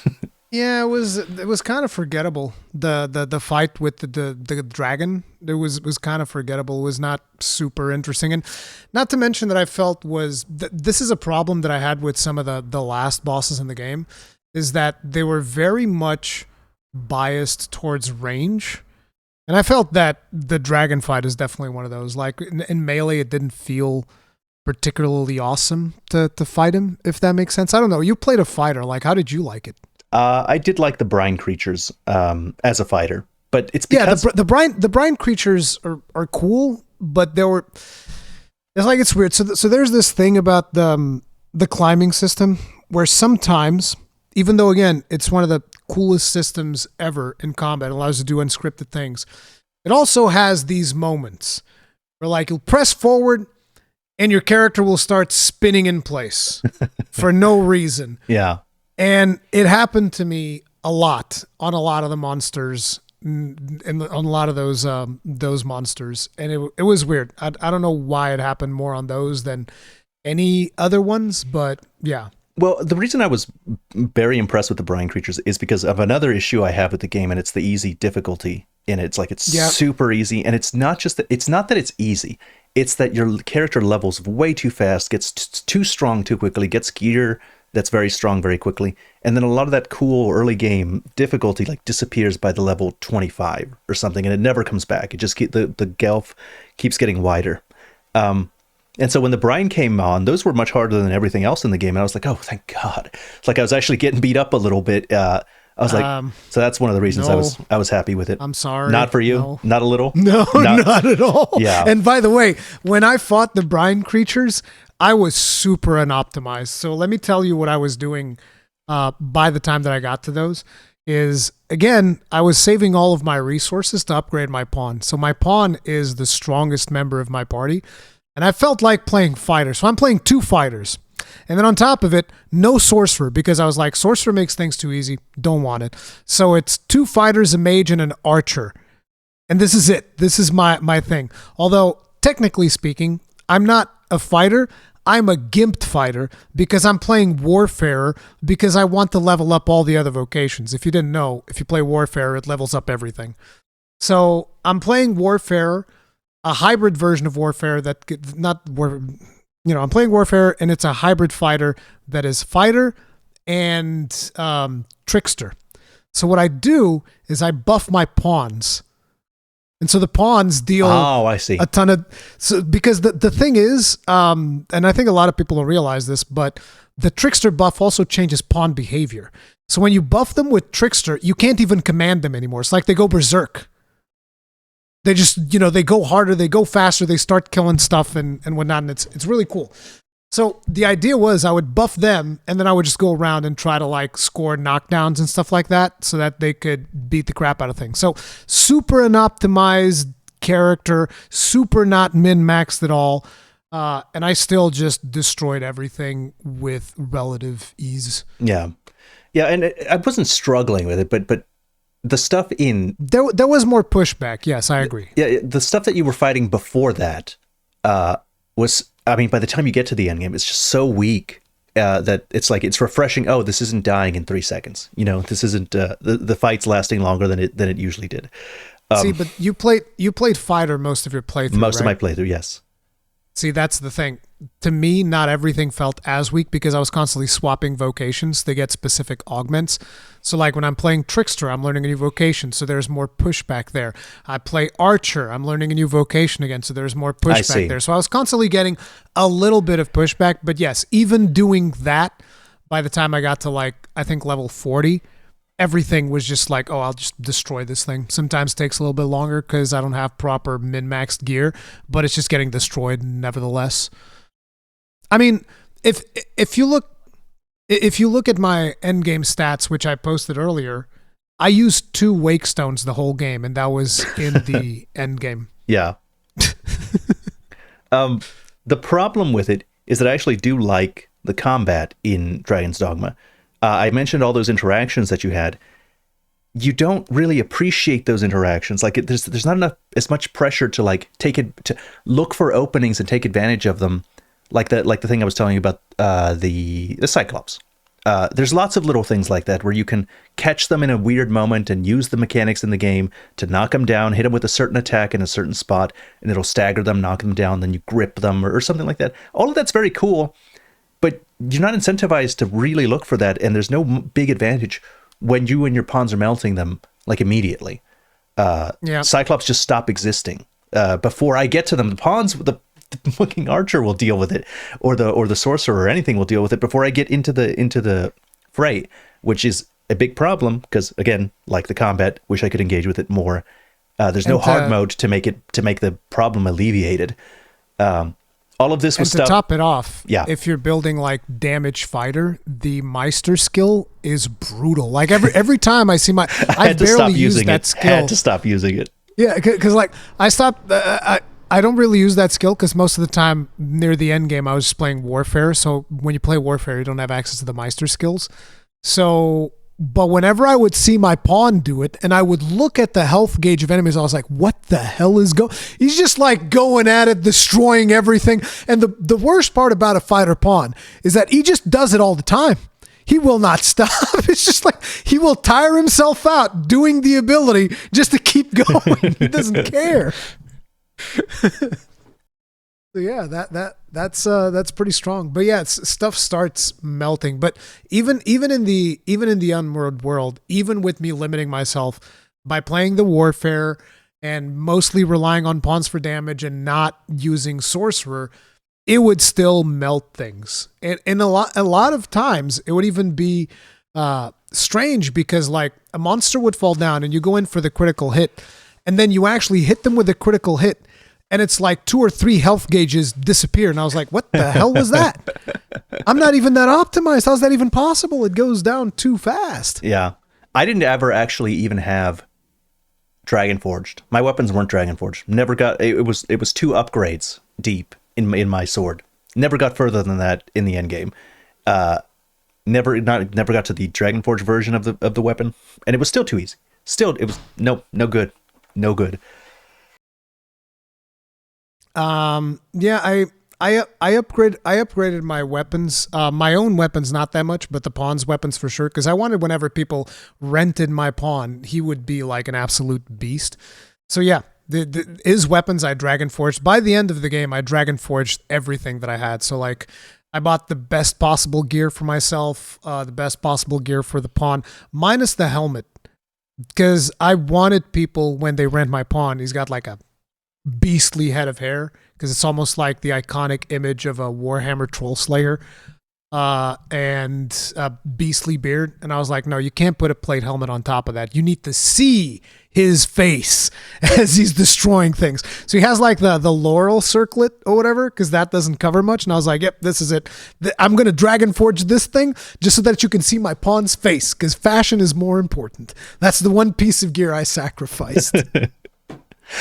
Well, it worked. People apparently like 500,000 rift crystals that you can't spend on anything. Yeah. It's like, yeah.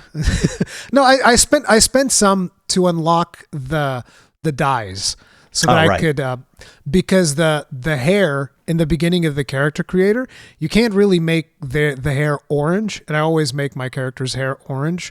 So I needed like fiery orange colors, and with the dyes that you get in Bak Batal, I was able to get that. I also didn't like the Talos fight. How did you feel about that fight? That fight is really weird. Did you do it the second time, by the way? What do you mean the second time? There's a second Talos interaction. Oh yeah, I did that, but that was just a cutscene. As far as I it's just a cutscene. It was so weird to me because I didn't have a quest or anything. I just go up to the Talos and he just like sucks up my pawn, and then the pawn just kills stuff. And I was like, what was that? That was so weird. Because then on top of it, they're like, oh, phases. This is a phases quest. My chat was telling me, I'm like, phases is not even here. Yeah. It's so weird. But yeah, in regards to the original Talos fight, yeah, I was not a fan. Number one, I was not a fan of the fact that they revealed that fight. I really wish Capcom would learn to play their cards close to the vest, because the same thing with Monster Hunter, Monster Hunter comes out, 99% of the roster gets revealed minus the one secret monster that happens after we kill the Elder Dragon. Yeah. And it's like, you need to play those closer to the vest and leave some surprise, because it would have been awesome, even if the fight itself is not that great. How awesome would it be that you just see the cutscene of this big statue coming out of the ocean? You're like, what the hell is that? Look at how big it is. Oh my God. It would feel way better. But the fact that you already know it's coming, you see it, you're like, oh, I even already know that there's the, what are they called? Not chimeras? No, it's not chimeras. What are they called? The harpies. You already know I need to grab a harpy and I need to fly to the thing. I even already know the mechanics to the fight, and I've never even done it because you showed it in the trailer. And then on top of it, like, I destroyed everything way too fast, and then I was confused. I was like, well, what do I do now? And, because I was streaming, chat is like, now you wait. And I was like, well, what? You wait? What the heck kind of mechanic is that? I hate that. No, I didn't like that Talos fight. And here's the real issue. A lot of the issues I have with this is when I go back and I look at Dragon's Dogma 1, and I'm like, why didn't you improve this? You had this already down in 1, or you had a better Did you fight the Griffin in the Blue Moon Tower quest, where it's chasing you through the Blue Moon Tower in Dragon's Dogma 1? It's like busting through gates. Like that, it's a storming outside, and there's lightning, and you can see the blue eyes of the Griffin really clearly. That's burned into my memory. That and the spectacle boss battle for the dragon are already much better spectacle boss. This is a spectacle boss battle with the Talos, and there's not any spectacle to it. Slowly limp around, walking next to it as you're waiting for the interact. It's awful. I really don't. Did you know that each of those stakes drops loot? Yes. And it's just Wakestone shards? Yes. So it's like, what is this? So weird. But yeah, I was not a big fan of the fight. I was like, whatever, fine, I guess. And the thing was, I didn't even... Another thing that I feel some of these fights could use is a clear indication if you're doing well or not. And I couldn't understand if I was doing well or not.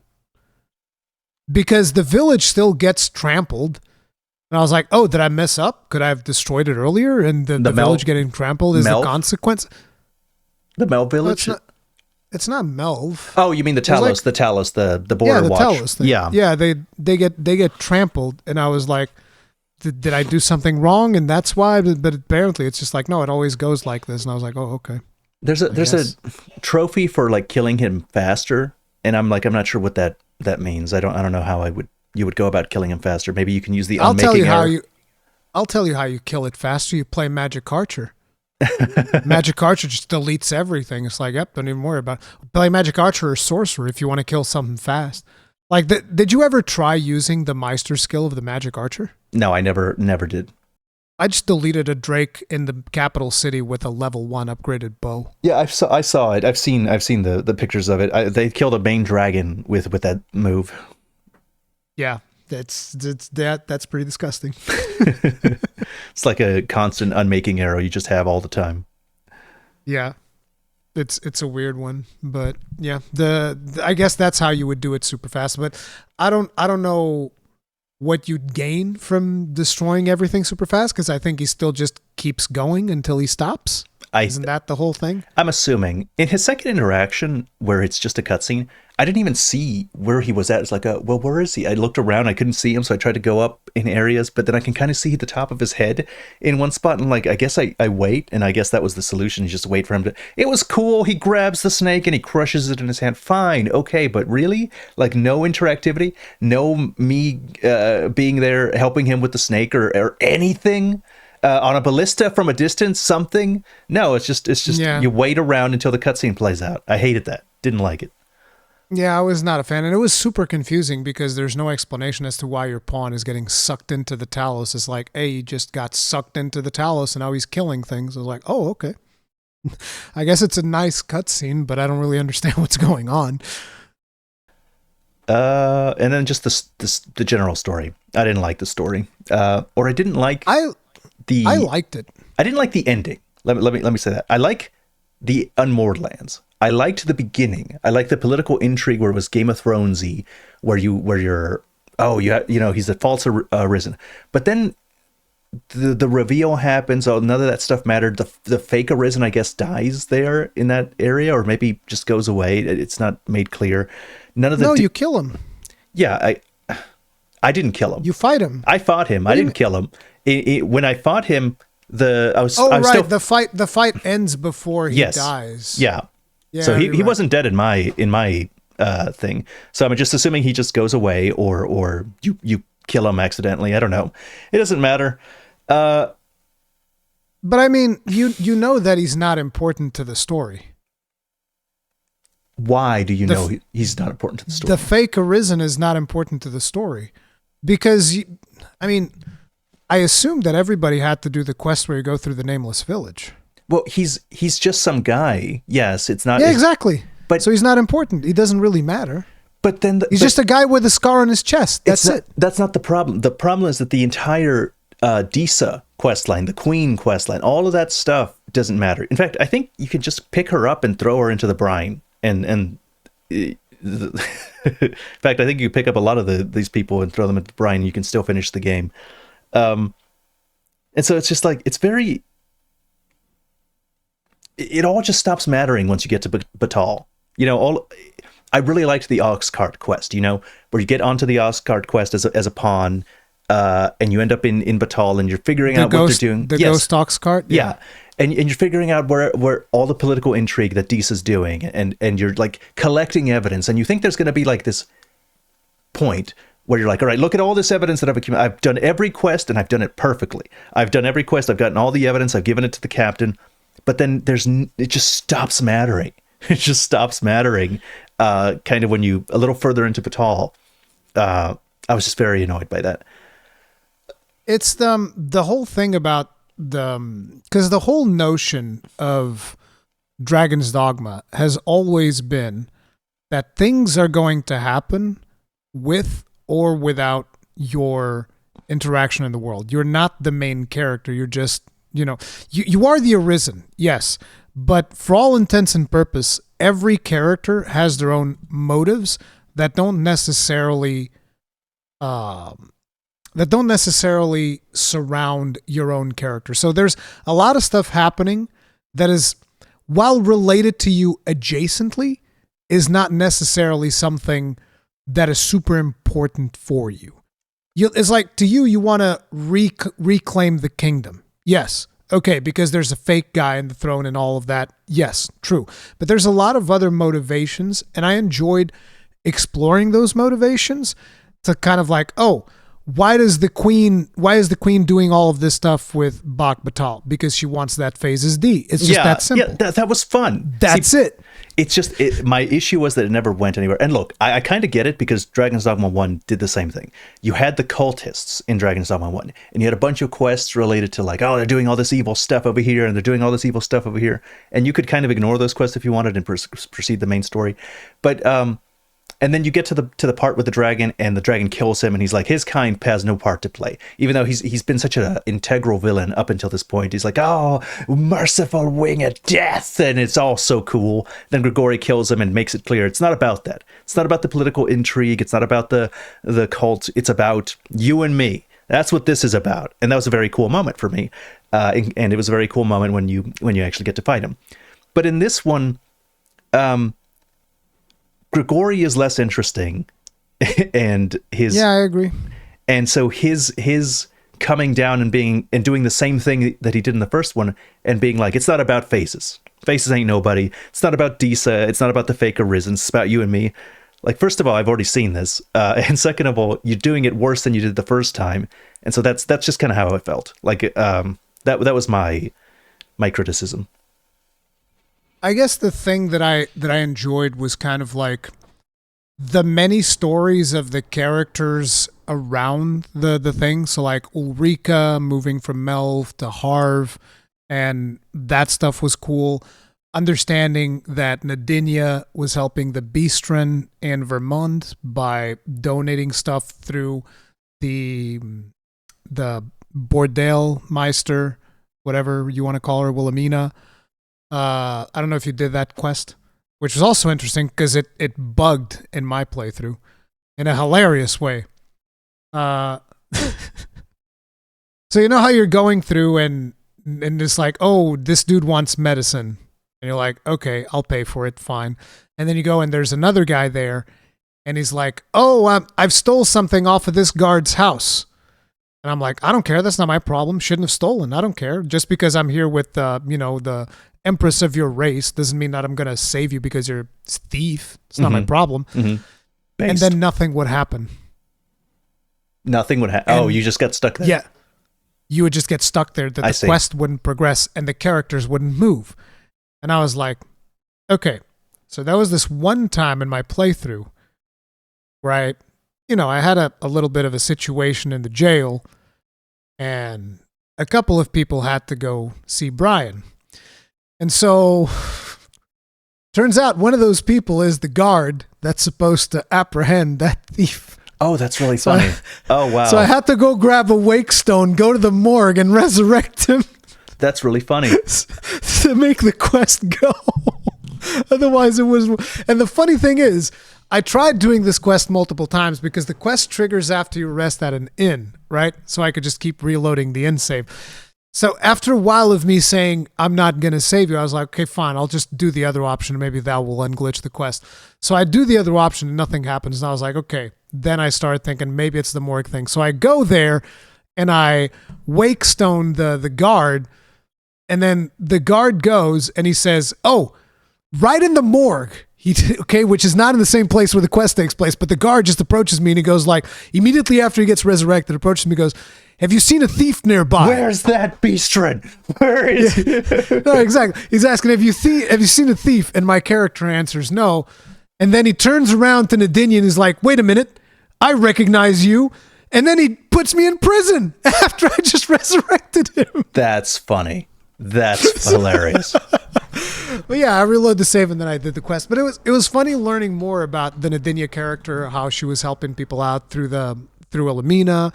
And, those little stories that happen around the main story. Because the game builds up to this thing that is going to happen. Ooh, the coronation. There's going to be this big event and we're going to have to go there. We're going to confront everybody and all of these things.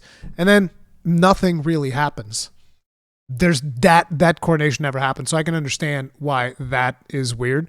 But the overall thing, I enjoyed it because it didn't get in the way of me just like traveling and doing things out in the world. There was never a moment where it's like, okay, we got to stop everything because we got to tell you this story, because I was more interested in traveling the world.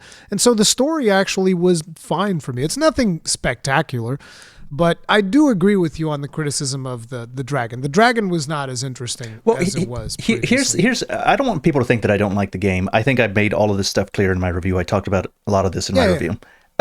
Here's the issue. When Dragon's Dogma 1 came out, everybody could see its potential. Like, even people that don't like it, I know people that didn't finish it, but they look at that and they think about it sometimes like, man, that game had a lot of potential. And they want to play it, they want to like it. And some of us just got obsessed with it. We've been harping on about Dragon's Dogma for years. And we thought when we were getting a sequel, I thought it was going to be, okay, it's Dragon's Dogma 1, but all the problems that I had with 1 removed and the things that were good about it highlighted and advanced. Bigger enemy variety, more area, more and diverse dungeons, cool spectacle fights like the Blue Moon Tower Griffin and the Dragon. All that stuff tiled up to 11, much more of it, and all the stuff that was annoying and didn't fit, like the low monster variety, like the pacing of the story in the first game. Basically everything I've complained about, either removed or much diminished. And that's what Itsuno's vision is. That's what he wanted to make, because he said before that he didn't get the chance to make his full vision. And this time he said that he did get to make his full vision. But then we don't get that. What we get seems to be like a more polished version of Dragon's Dogma 1, more like a remake rather than a sequel, is how I described it in my review. So it is just like Dragon's Dogma 1, and you can still see its potential. You can see all this stuff. I just think that this could be one of the best games of all time, is the problem. I see the easiness of it, and I'm like, man, that's such a shame, because the combat's so fun. Why is it so easy when the combat's so fun? Why won't you let me engage with the fun part more frequently? Why do I get so strong so quickly? Why do you have to... Well, yeah, I'm going to stop because people think I don't like it. Yeah, no, but I understand exactly where you're coming from, and yes, you're right. There are a lot of things that could have been done better, specifically the challenge portion of it for sure. I just don't know if the story would have been one of those. Besides, like, they could have improved on the dragon stuff. The coronation thing could have also been handled a little bit better, because it does feel like a little bit of a tease that never really gets a payoff. I feel like they could have potentially also even gone a little bit more explicit with some of the romance stuff. I feel like there should be a bigger payoff for romances, and they should be able to detect it better. Because like my gameplay got completely, to give you an idea, I wanted to romance Ulrika. So I'm giving her gifts. I'm doing all the escort quests. I'm doing all of this stuff. But near the end of the game, I have a lot of objectives that I'm doing. And Ulrika shows up at the house. She's like, oh, come with me on an escort quest. And I was like, no. I'm busy. It's the end game. Yeah. I'm doing other stuff now. I don't want to go on another walk on the beach, all right? We're good. I've done plenty of those. I've given you the ring of eternal bonding. I've all the things, okay? I gave you everything. And then somehow, the character the dragon kidnaps is the blacksmith. Okay. Sarah. He just kidnapped Sarah. Oh, really? That blacksmith? I had so few interactions with that blacksmith. No, because she is the one where if you start following down her quest line, you unlock dwarven upgrades. Well, she's one of them. There's another one that also does that. And so because I wanted dwarven upgrades, obviously, because I'm role-playing dwarves, and it's like, oh no, my upgrades need to be dwarven. Like, I don't want no elven craftsmanship in my gear. So I'm following through all of these quest lines, and apparently that gained way more than anything else I did in the game. And it was weird because it went to the point where she wouldn't even stay at the smithy. She would leave the smithy and go to my house. I did that quest line, and she didn't even get blushies for me. Oh no, dude. She had the blushies. She would always be in my house. She would not leave. I have to physically carry her back to the blacksmith whenever I needed upgrades. Did you? That's funny. Oh wow. Did you do the Ulrika? Did you get the Ulrika cutscene when you're by the beach and you make out? Yes, I did. And that still didn't get you. Didn't matter. Okay. Wow. And here's the thing. At the end, I was like, okay, listen. I want to make sure in the end game, I want to make sure that Ulrika is the one selected now, okay? So I grab like 10 flower things, and I'm just sitting there going one by one because you can't give her like a stack of 10. It's like, here goes some flowers, here goes some flowers, here goes some flowers. And then I go to the forgery shop, not to buy a fake one, because for some reason the forgery shop sold one in the special finds category for 200,000 gold. I buy another ring of eternal bonding, give her another ring of eternal bonding, and then I finish the game.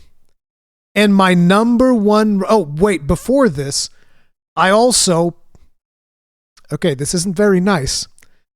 I grabbed Sarah and I threw her against the wall multiple times. To lower her affinity? To lower her affinity. I was like, I know who I want my romantic interest to be. I want to make this perfectly clear. Yeah. So I rammed her into a wall until he wouldn't give her the bridal carry anymore. He would give her the over the shoulder. And I was like, okay, now you understand where we stand. I beat the love out of her. Yeah. Basically. It's pretty toxic. I didn't do this on stream purposefully. Purposefully, right. Because that would be a really bad look.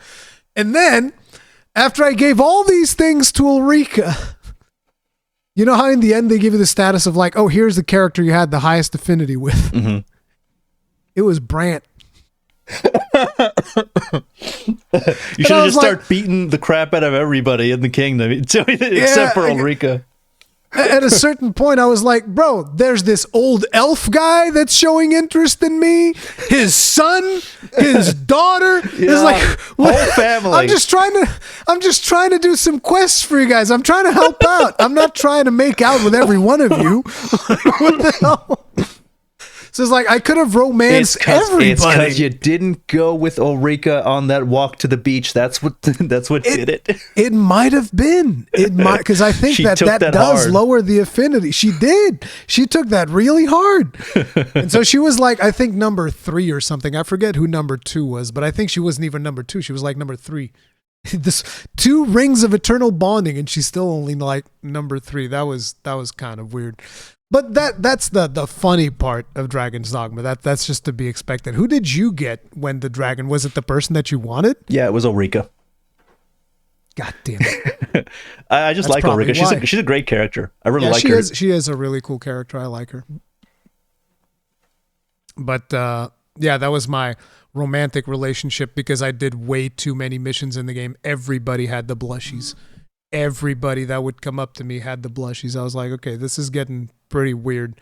I think the idea is once they start asking you to go on escorts, don't do them except for your main character. That's the only one that matters. Yeah, I was scared. I was scared of that. I would see her at my house and she'd have the little icon saying that she wanted, but I would I'd not walk. I'm like, you know what? I'm going to stay at the inn tonight. I'm not going near that house. I don't want to go on an escort mission, so if she doesn't ask me, I can't say no. I'm staying at the inn tonight.